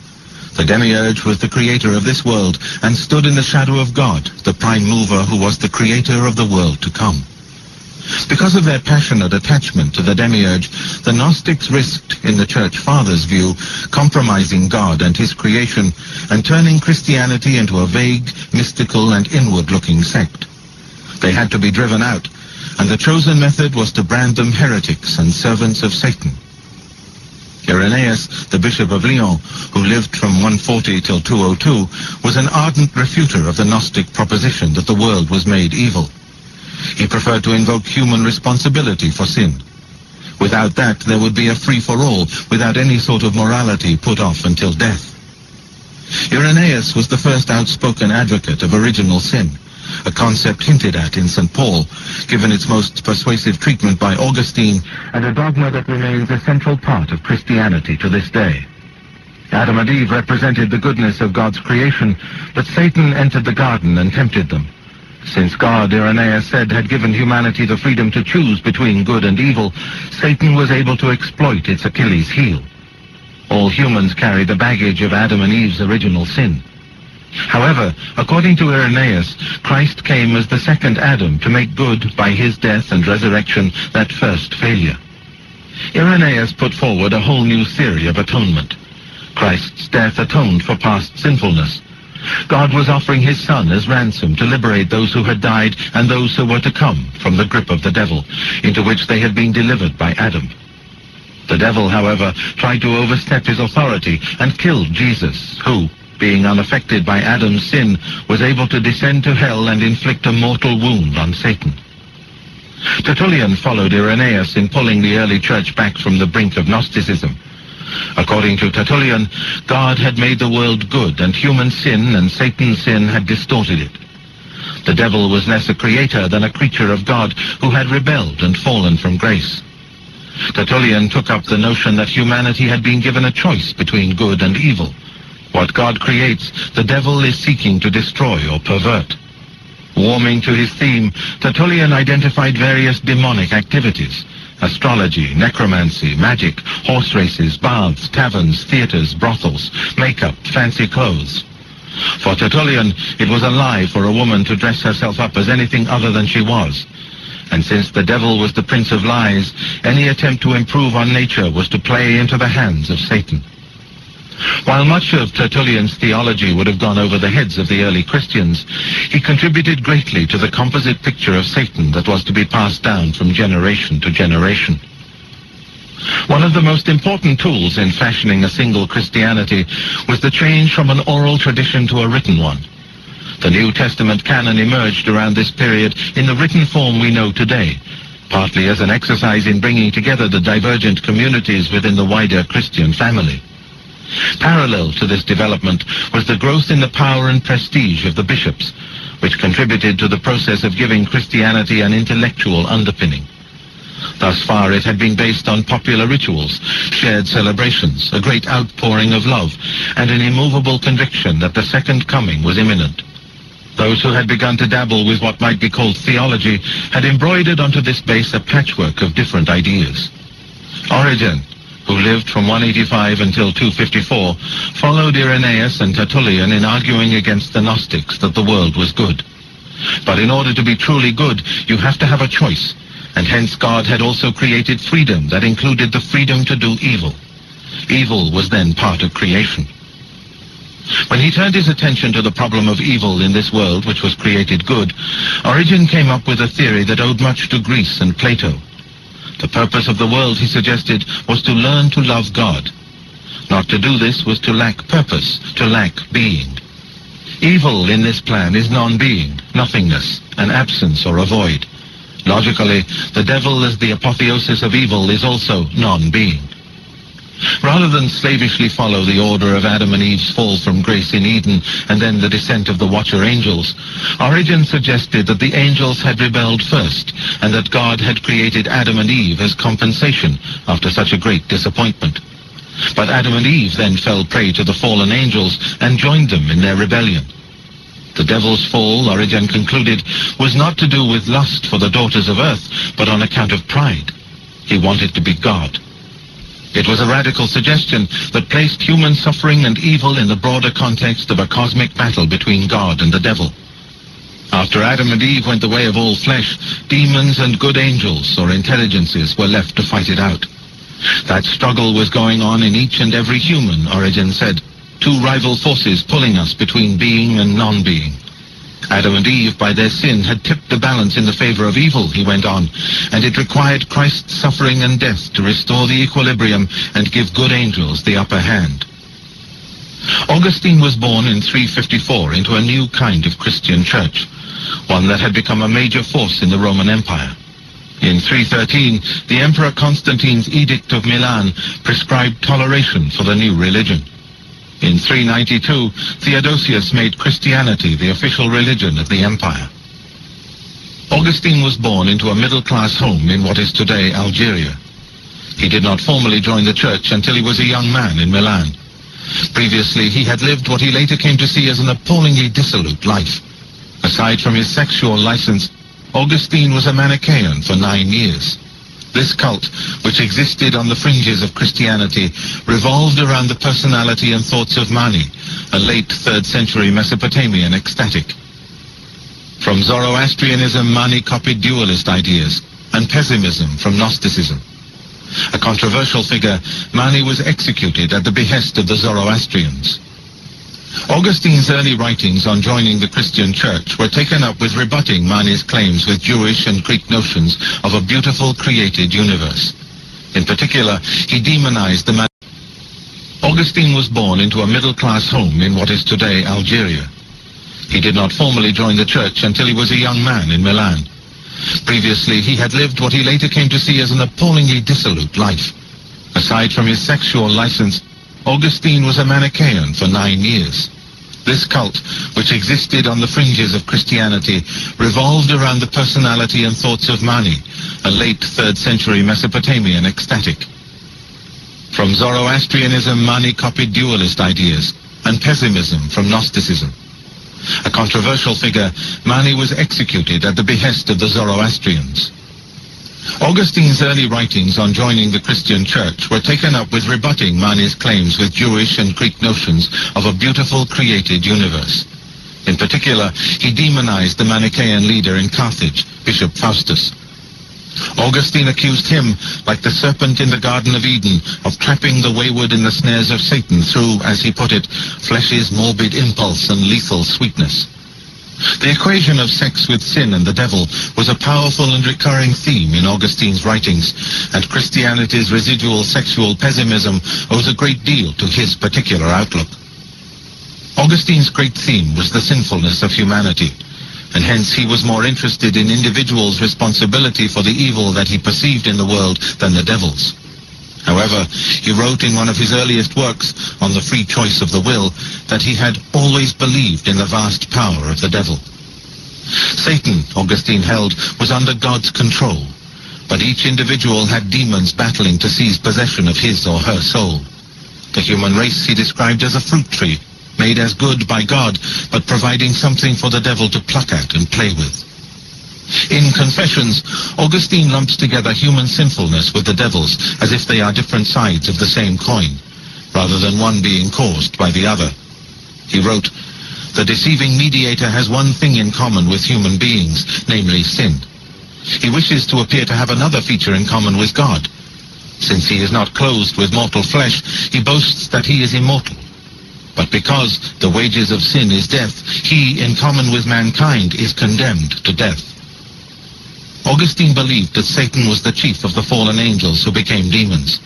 They too had been given free will, but had sinned because of a defect in their wills that God did not know about, but which he permitted. The devil could not be saved on the final day, Augustine wrote, but rather had lost both his intelligence and his capacity to love when he chose evil. This theory, however, did not quite match up with predestination. In his later works, Augustine returned to the topic and suggested that pride had been the reason, if not the cause, of Satan's fall. The devil wanted to be God. When he failed in that, the devil took his revenge by polluting Adam and hence, through original sin, the rest of humankind. In his tract on the Trinity, Augustine wrote of Christ's passion, death, and resurrection as God offering his Son to the devil as the food in the mousetrap. Satan made a grab for Jesus, but overestimated his own powers, for Christ was not only a man, but God incarnate. The devil was thus defeated, but will stay with humanity until the second coming. The essential events and personality traits of the adult devil are in place. His dispute with God, his creator, his rebellion, his perversion of the Garden of Eden, the breaking of his hold over humanity after Christ's passion, his subservience to God, but continuing role as a source of evil within a world created good. Most of his best-known features are there too. The sulfur, the brimstone, the torment, the association with the serpent. The devil had come of age and had taken on the mantle of leader of the opposition.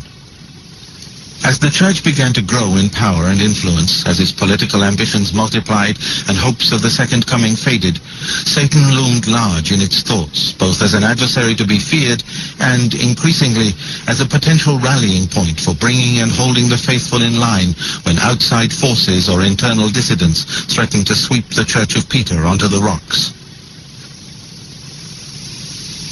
As the early church expanded throughout Europe from the 5th century onward, its missionaries discovered Satan to be a useful ally in making new converts. Preaching that God was both loving and the ultimate source of every misfortune in the world was a handicap when addressing people with an existing deity of benevolent and malign spirits. So the missionaries began to talk up the devil's role.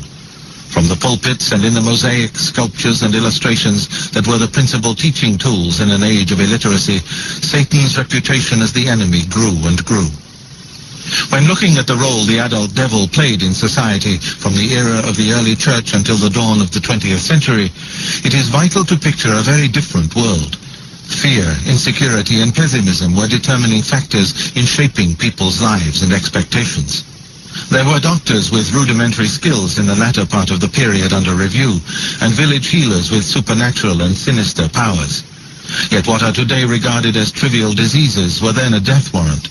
Colds and flu could not be dealt with by antibiotics. The more unusual afflictions were unequivocally put down to the work of evil spirits.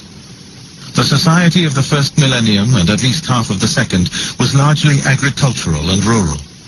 It was only at the end of this period that urbanization, literacy, and wider availability of books made an impact. With no banks and no concept of financial insurance, people kept their wealth, their guarantee of food on the table, in flimsy barns that could easily be destroyed by fire or torrent. People teetered on the brink of disaster in a way that is now hard to imagine, and that might easily induce a state of despair. To ward off such feelings, they indulged in a shared belief in supernatural powers, be they pre-Christian, pagan, Jewish, Gnostic, or Christian. Such supernatural powers were thought to be at play in even the most trivial events: an animal's sickness or health, a hen's fertility, a dog barking in the night. Christianity undertook significant missionary sallies into northern Europe during the papacy of Gregory the Great, 540 to 604. With his active encouragement, the word spread northward and westward beyond the Alps to modern-day France, Germany, Scandinavia, and, under Augustine of Canterbury, who landed in Kent in 596, to England. There had been, of course, Christianity in these areas during the time of the Roman Empire. With the collapse of the empire, however, the Christian foothold came under threat from the victor's own Norse and Teutonic deities. Gregory's missionaries set out to buttress these threatened outposts of what he had come to see as his own kingdom. He pushed ahead with turning the church's role into that of a political power, with the papacy uniting church and state under a kind of divine monarchy. Christ and the saints became weapons for the missionaries to defeat the powers of darkness and paganism. This missionary push was partially successful, but many held on to their old ways of magic and superstition at the same time as embracing Christianity. Gregory did not attempt to wipe out all traces of paganism straight away. A pragmatist and a politician, he permitted that in some missionary areas there should not be any immediate attempt to displace existing religious systems and expressions of community solidarity. Instead, he realized that to take root, the new faith had to follow a three-pronged strategy. First, coexistence and toleration. Later, transformation, adapting existing rituals to Christianity's practices and calendar. And finally, persecution. Sometimes, where the missionaries felt themselves on fertile ground, all three would come together in one great push. In other areas, it was a much slower progress. For the greater part of the first millennium and beyond, Christianity lived grudgingly in parallel with older beliefs and superstitions. The interchange of ideas included trying to superimpose Christian ideas on pagan practices. In reality, the old and not quite vanquished left its mark on the new and triumphant. One commonly used stage in transformation came when villagers held week-long festivals in honor of the various pagan deities who they believed would ensure a good harvest. Christian clerics picked up on the idea and introduced the notion of a patron saint for the community. The festival evolved into celebrating the saint. However, in the minds of their congregations, the saint was often just a new name for the spirits they already worshipped. The symbolism of pagan festivals could be adapted to Christian ends. St. John's Day was celebrated on the same day that some rural communities marked the start of preparations for the harvest. The main thrust of these pagan events was the victory of light over darkness, marked by the lighting of bonfires that blazed in the night sky. This age-old rite was effortlessly assimilated by the Church, since it fitted perfectly with its own imagery of Christ, the bringer of light, vanquishing evil. Rather more problematic was what came after the lighting of bonfires: nude swimming, dancing, leaping over fires, lovemaking, and revelry. At first, the Church turned a blind eye to such excess, calculating that the essentials of the Christian message had been conveyed concerning Christ's triumph, and that all else was of secondary importance.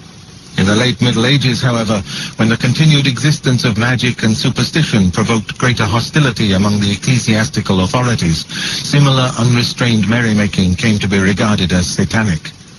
These voices within Christianity associated anything that was sacred to the pagan gods with the devil as a means of debunking indigenous beliefs.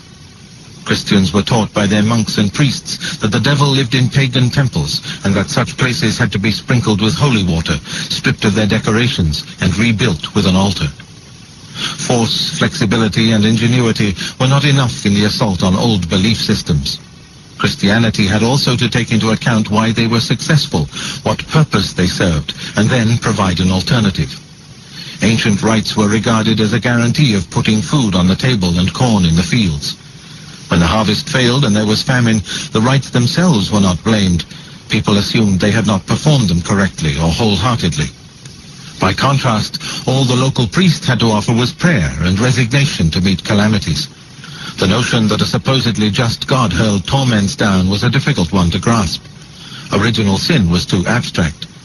Some priests, in a church where central authority and discipline remained weak, tolerated the continuation of magic and superstition that allowed their occasionally bemused flock to take action in the face of adversity.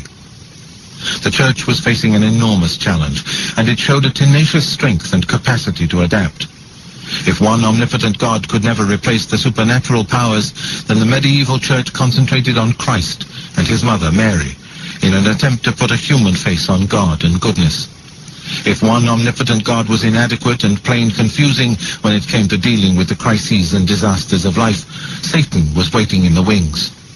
People who had got used to blaming spirits for ill fortune did not easily grasp the notion of original sin.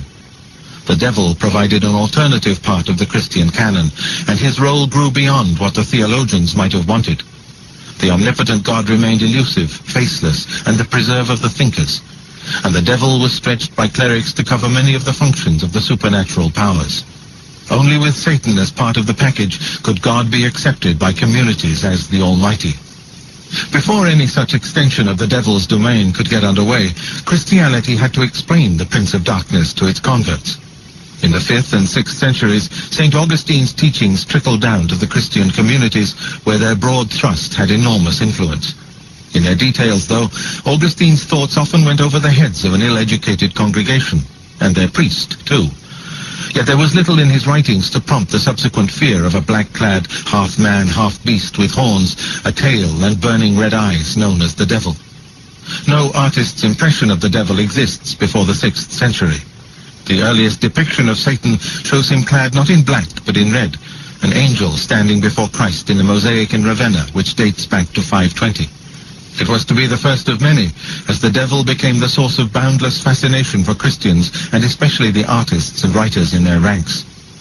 Mosaics, illustrations to accompany and explain learned books, stained glass windows, and sculptures all served in this period of illiteracy to teach and reinforce belief in the devil.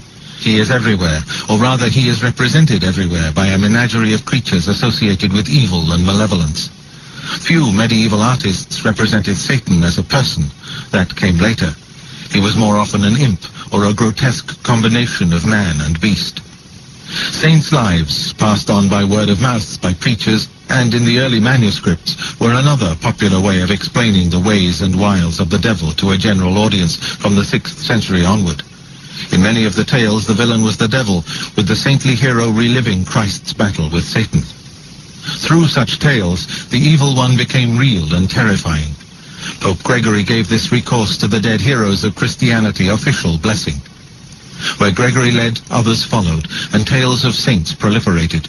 The devil was always the villain, but not always a menacing or sinister one. Anticipating the comedy of the medieval mystery plays, he was often shown as a fool.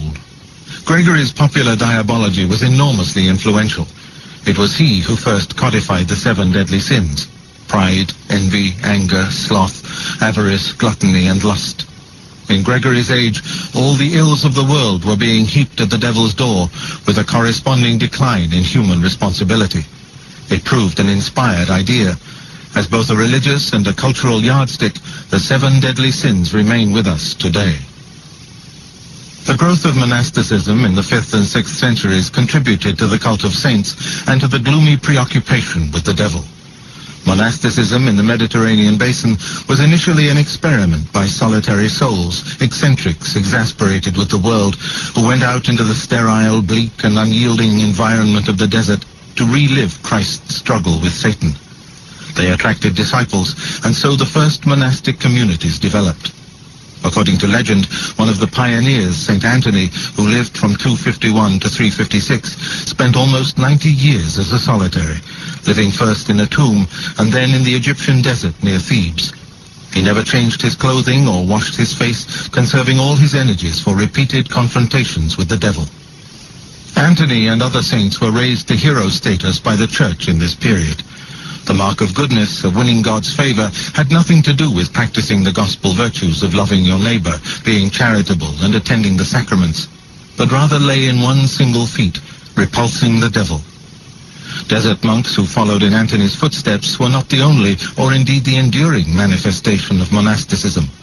Other Christians, like St. Patrick, set sail from Ireland's shores to assist the spread of a distinctly Celtic form of monasticism throughout northern Europe. What both Egyptian and Celtic variations had in common was a suspicion of hierarchy and the trappings of church organization. Some monks were so hostile to the growing power of bishops and Rome that they fancied they saw a satanic plot unfolding there. St. Martin of Tours believed that the ecclesiastical authorities were working hand in hand with the devil. It was in response to such independence of mind and spirit that Gregory encouraged Benedict of Nursia to found an order of monks more willing to work with Rome. Benedict's rule proved immensely popular and continues to be so to this day. In its simplicity and lack of ornament, it proved attractive to young men and women in search of commitment in an unstable world. Fundamental to the missionary drive was the imperative to bring the sacraments to pagan people. Although Satan was so much a feature of this expansion across Europe, he had little more than a minor part in any of the Church's formal rituals.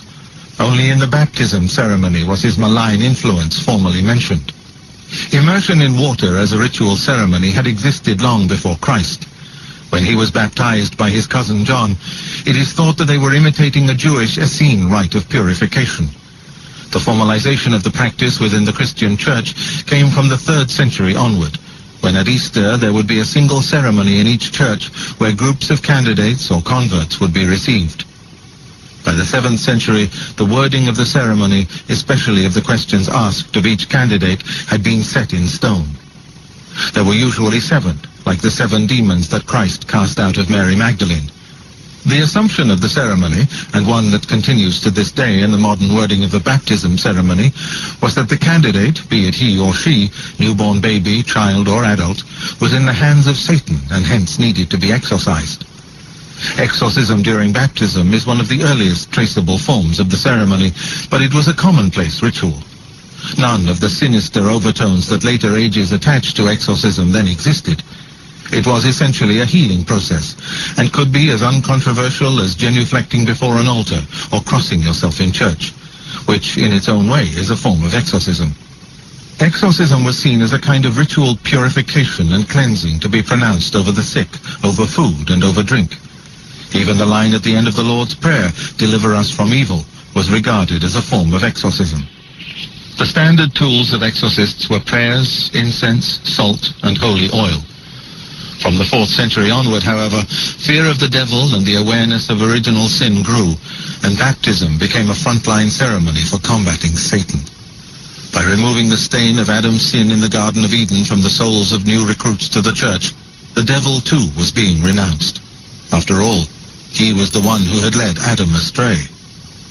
The Christianity that emerged dominant in the medieval period was altered by the battles and compromises it had endured. Theological debate around the figure of Satan slowed to a murmur after St. Augustine in the 5th century, and theologians had said all they wanted to say by the 13th century. The devil was left to the local communities, where he served as a readily understandable character, a face to put to the abstract reality of evil, and a sort of mediator, a method of assimilation between pagan ideas and the church. Satan became an essential bridge between local superstitions and the new Christianity of the missionaries. In the process, his position as God's opposite and equal was strengthened.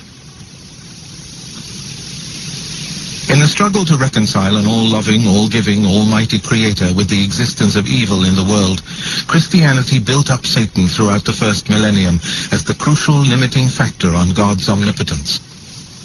It continued publicly to insist on monism, that God is responsible for everything, but then muddied the waters by talk of a personal incarnate devil. Islam and Judaism, monotheistic creeds like Christianity, were more rigorous. They resisted the temptation to place any restraints on Allah's or Yahweh's power in order to preserve his goodness. Though the devil, called variously Iblis or Shaitan, features in the Quran and in Islamic doctrine, he is a minor irritant to both Allah and humankind, but nothing more. In Judaism, the focus is less on a personification of evil than on the evil inclination within each and every one. The key concept to Islam, indeed the literal meaning of the word, is surrender. Surrender to whatever Allah wills. Through punishment and being put to the test, humankind shows its love of Allah. Such trials may seem incomprehensible, but Allah had his reasons that will one day become apparent. In the meantime, the good Muslim will take whatever comes his or her way and have faith. The devil of the Quran has no power to make humanity commit evil deeds. The popular deities of Mecca at the time of Muhammad included the cult of 3 goddesses, Manat, Al-Lat, and Al-Uzza. The 3 goddesses in particular, sometimes called the daughters of Allah, are central to the most notorious text associated with the devil in Islam, the so-called satanic verses. In section 53 of the Quran, Muhammad is distraught that his people are so reluctant to understand the message that he is giving them from Allah. So he appeals to Allah for help, and is told that the intercession of the 3 goddesses might assist him. However, the Quran swiftly goes on to make clear that this guidance came to Muhammad not from Allah, but from elsewhere. There is no mention of satanic verses in the Quran. That version of events comes in the accounts of the 10th century historian Abu Ja'far at-Tabari.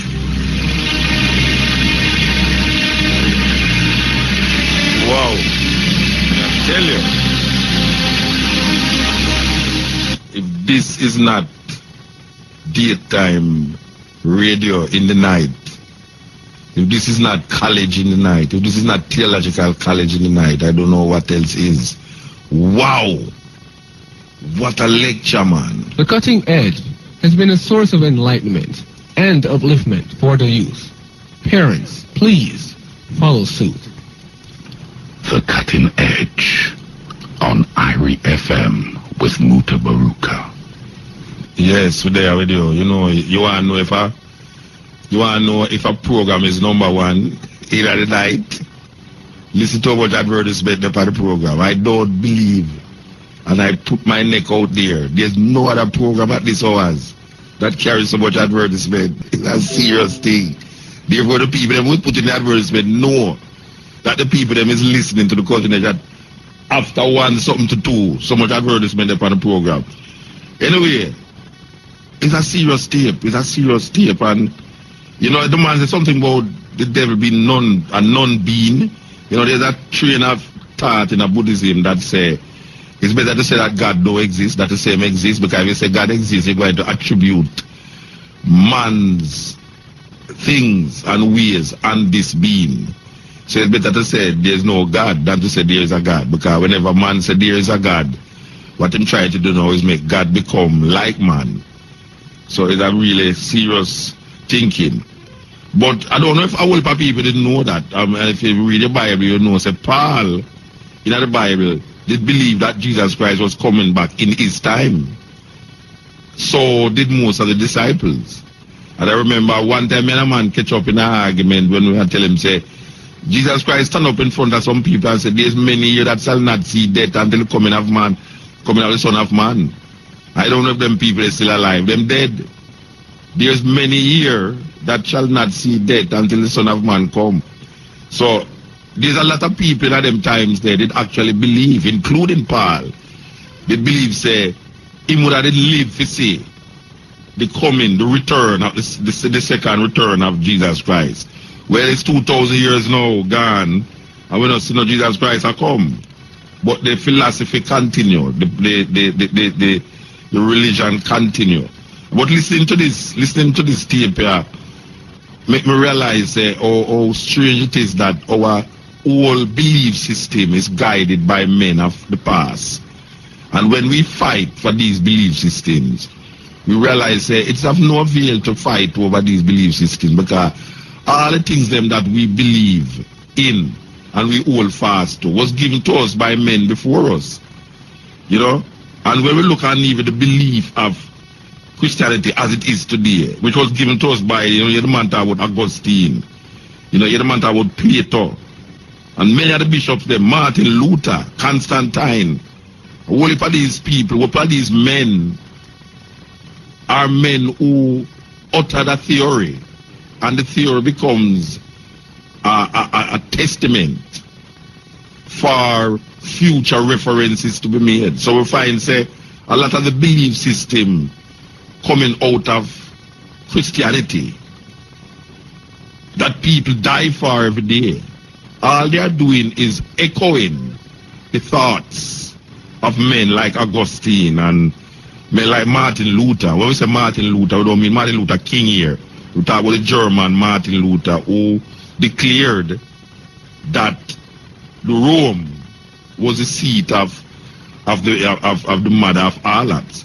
And it's very interesting to find and to realize that Christianity keep God invisible, but try to make Satan into a person or things, beings. Isn't it ironical? Christianity keeps God invisible, but try to make Satan into a person or a being. And when I say a being now, the manifestation, because when a man say God is a being, it's kind of stupid. It don't really make sense. You say God is a being and then say him invisible, because being connotates visibility, tangibility. A being connotates that. But Christianity keeps saying that God is invisible, but then Christianity turn around and try to make Satan visible. And that is why now they create these different looks of God. And then now we see the Protestants and even the Seventh-day Adventists come and try to put a face on God and Satan.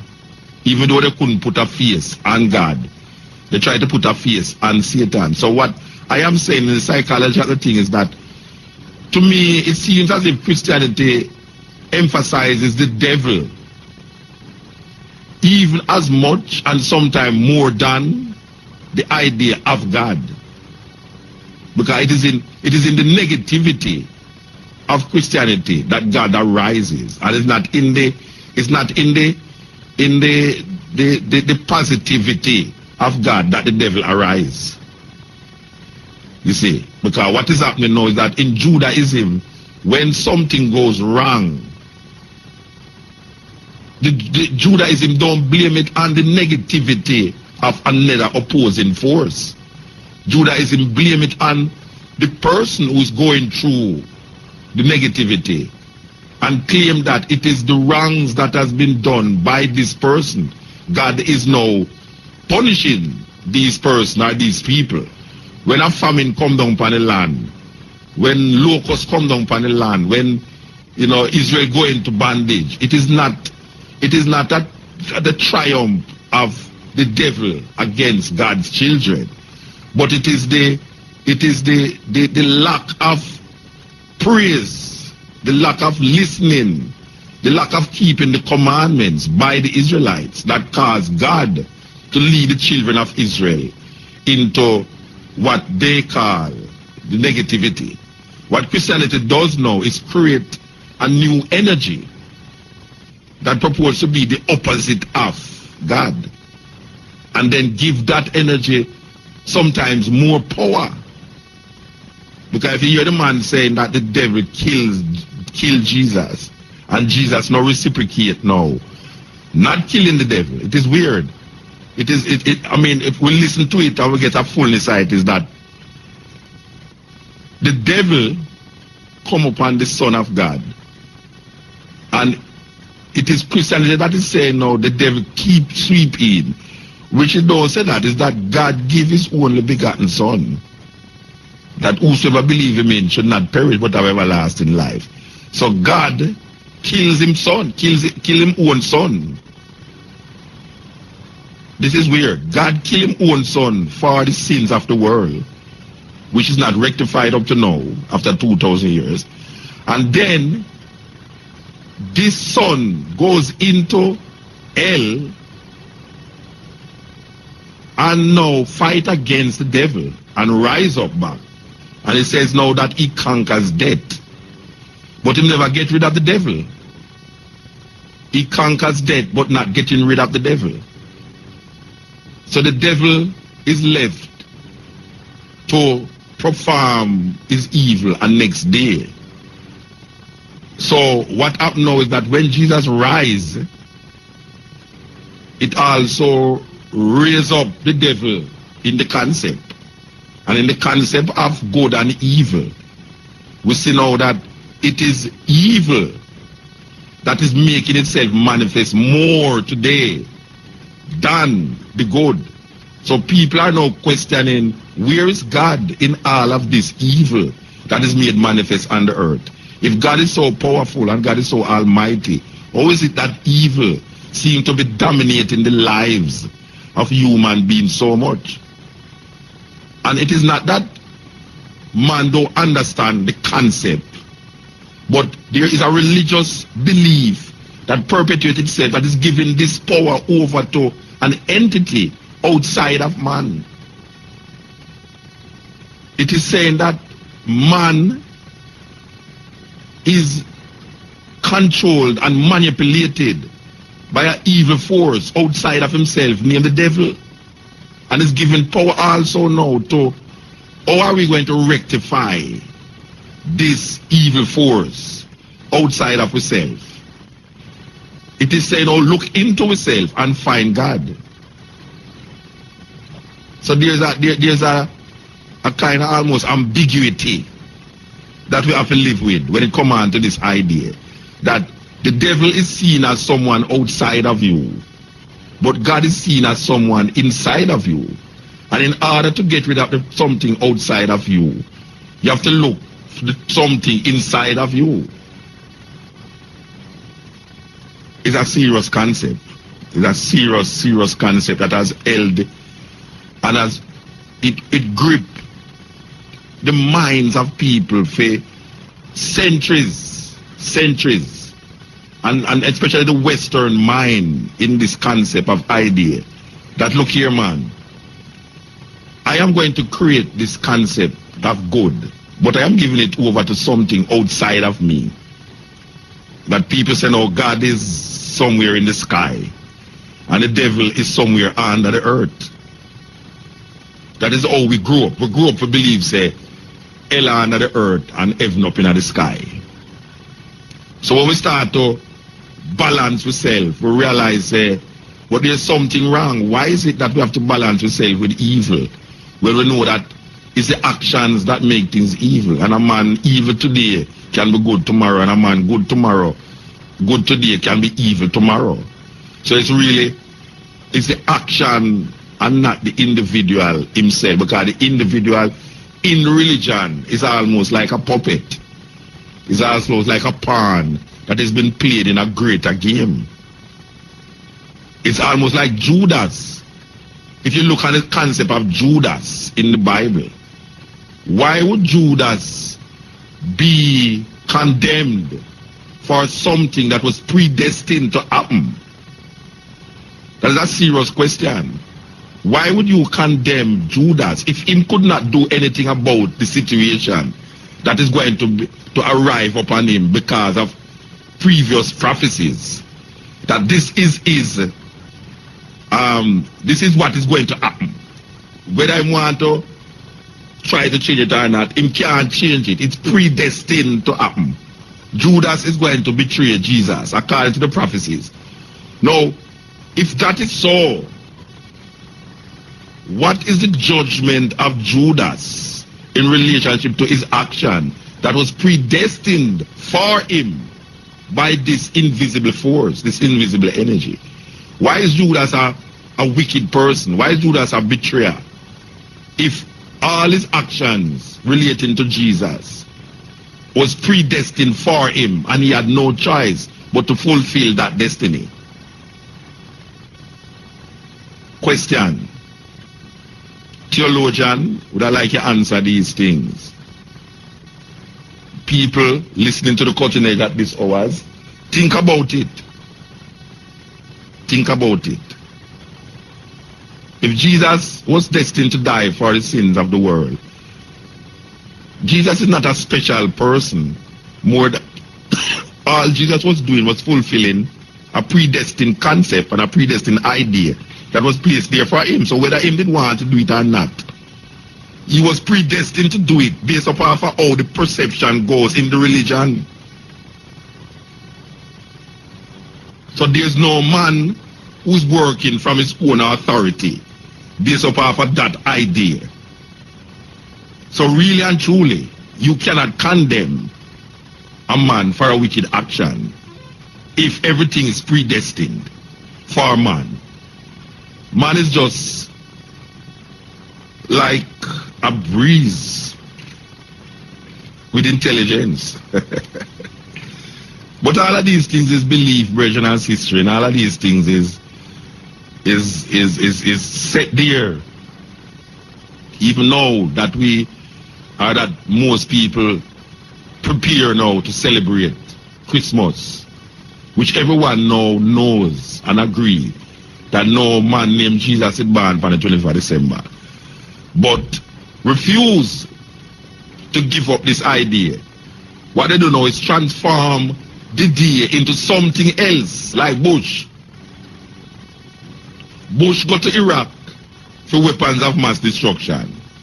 He never find the weapons of mass destruction, so he transformed the idea of invasion into democratizing the Middle East, starting with Iraq, getting rid of a government.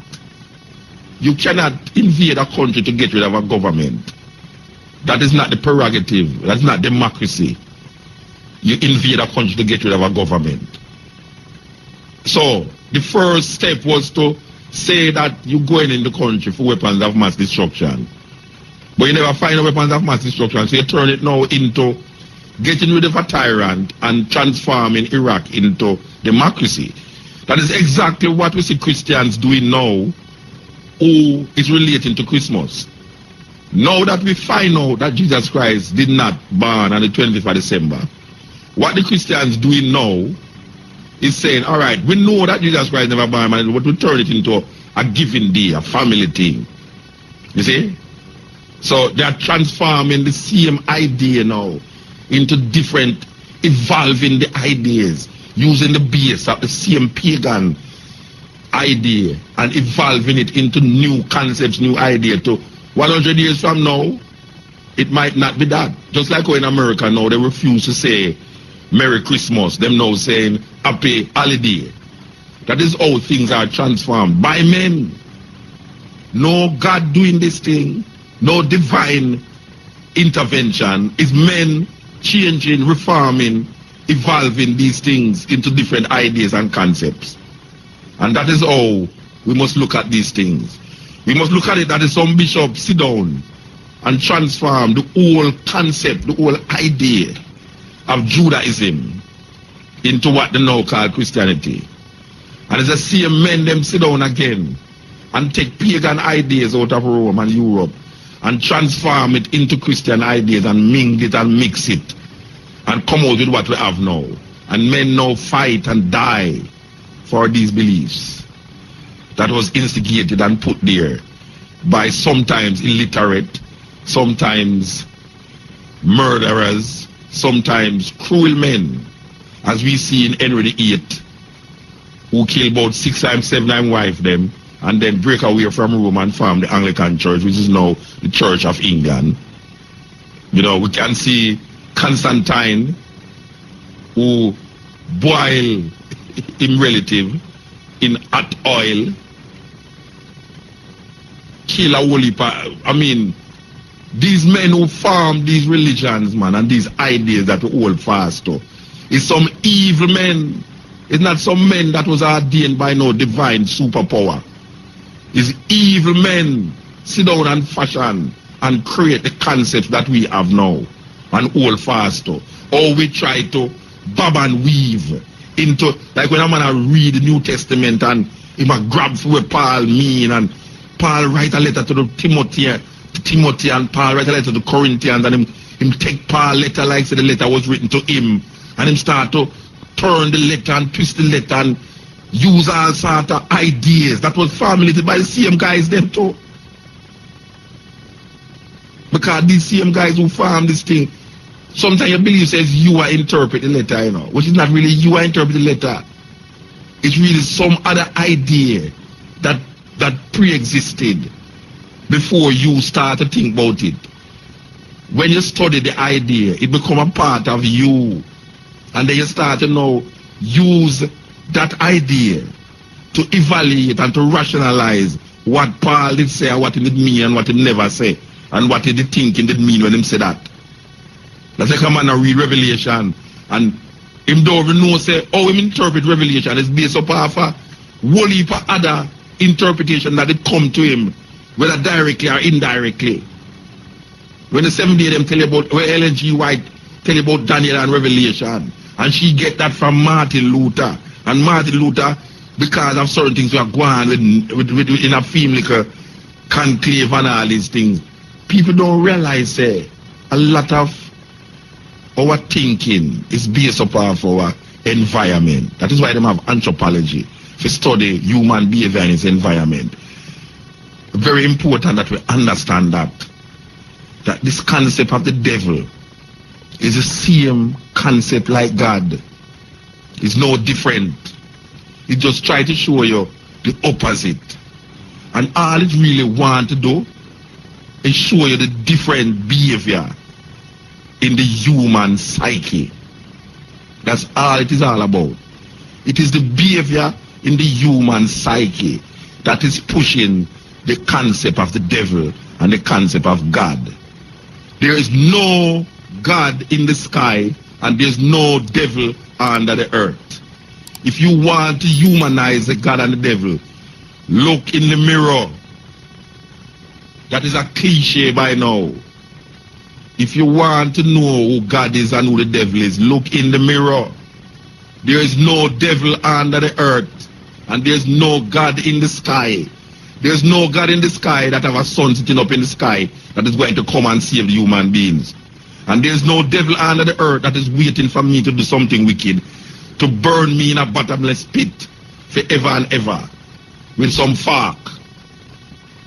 So we have to wake up to this consciousness and understand how we get tricked and get caught into it. And in all of that, there's nothing said about African religious retentions in all of that. Cutting edge RFM. Yeah, we have said to you that it's whole heap of levels out there we're supposed to understand. And because we don't try to understand it, we get caught in a whole heap of little craziness that them put out the way. So all we have said to the people them is that just watch what you do, watch what you think, especially in this time, yeah. Because sometimes people are saying, boy, right now, something like how me and the virgin that talk about the white Christmas thing a couple months ago, and he must say, boy, that now have nothing for doing nothing. Now we have said to him, but everything connected, everything link. Sometimes you would have feel say it no link, but it link. And we have said, boy, if it link, just no say, no matter how simple it look and how weird it look, there is things out there that is connected that we need to evaluate and analyze, or else we are going to get touched in the very, very serious way. Yeah, we're going to get really ramjackled in a very serious way that we don't even know what liquid. And even now, you can't say it go on now. You can't say it go on now because look on how people realize and recognize things are right now. And we say, why right now? Things not right. But everybody have a reason. I tell you, I say, this is why things not right, this is why things not right. But everything link up, you know. Everything link up. You man, I tell you why right now, and we say this all the while, the good old days. No, it's not the good old days because you can't sleep with your door open and them things. But then what? Who bring the people them in the age when it is not a good old days? What went wrong? Are you going to blame the youth them continuously for the things them happen now? Because there must have been something that was taking place in the good old days. The chain of command come down the stream. And there must have been something that is taking place in the good old days that don't allow the good old days to perpetuate itself in at this time. You understand? Something must have gone wrong. So we can't claim run and say, well, right now the good old days, when we realize, but I know everything I go right. And if everything now go right now, something must have gone wrong in the good old days. Yeah, something must have gone wrong in the good old days, Rasta. It couldn't just go good, it just go bad, so. And that's it. You know? You have to just recognize that. And we just have to tell the people them, it's good to understand where we are, where we're coming from. Especially in this time, yeah. When you see things get so rugged and rough. Things get rugged and rough, and we are now, we have to put our hammer, battle. You understand? Like it's like we are going to war. Yeah, war we have to go to know. So we have to recognize the war that will take place. And know say, if we not do something about it, we're going to spend another 2,000 years and try to figure out how the thing just change automatically. So when we create the thing. There's nothing that is placed there. Because as we go on, as we creating it, all of life, purpose and rationale is dependent on the living, not the dead. The dead is only there to remind us that they were alive. And we must respond to the living continuously. The Cutting Edge on IRI FM with Mutabaruka. Okay. Alright, because we are going here so now. But what the people them know say Linton Kwesi Johnson will be at the Liberty Hall Center tonight. We have to say tonight now. Yeah, Linton Kwesi Johnson will be at the center tonight reading poetry. You know, Linton Kwesi Johnson is, I'm a brethren personally, poet extraordinaire and just get a medal from the government of Jamaica. So we're glad to see say them recognize a poet and the work where the poet contribute. You know, and Liberty is a very small place too. So we don't know how it's going to work out. I think it's $500 for going. Liberty is a very small place. So come early. You have to go early, 6 o'clock. And I think they said there will be a reasoning there after the performance with Caroline Cooper. Yes. Who I say yell up to Caroline Cooper. We know so she not sleep them over that still. She not to cut them over that. It's a continent they was sleep. That's I have some people where listen, I have some people where can't listen. And right now, not part of Caroline Cooper's listening to her, we know that. So we say heal up all the people them who stay with me. And know say boy right now when them stay with me, them get some understanding and some knowledge of things where if them did not sleep.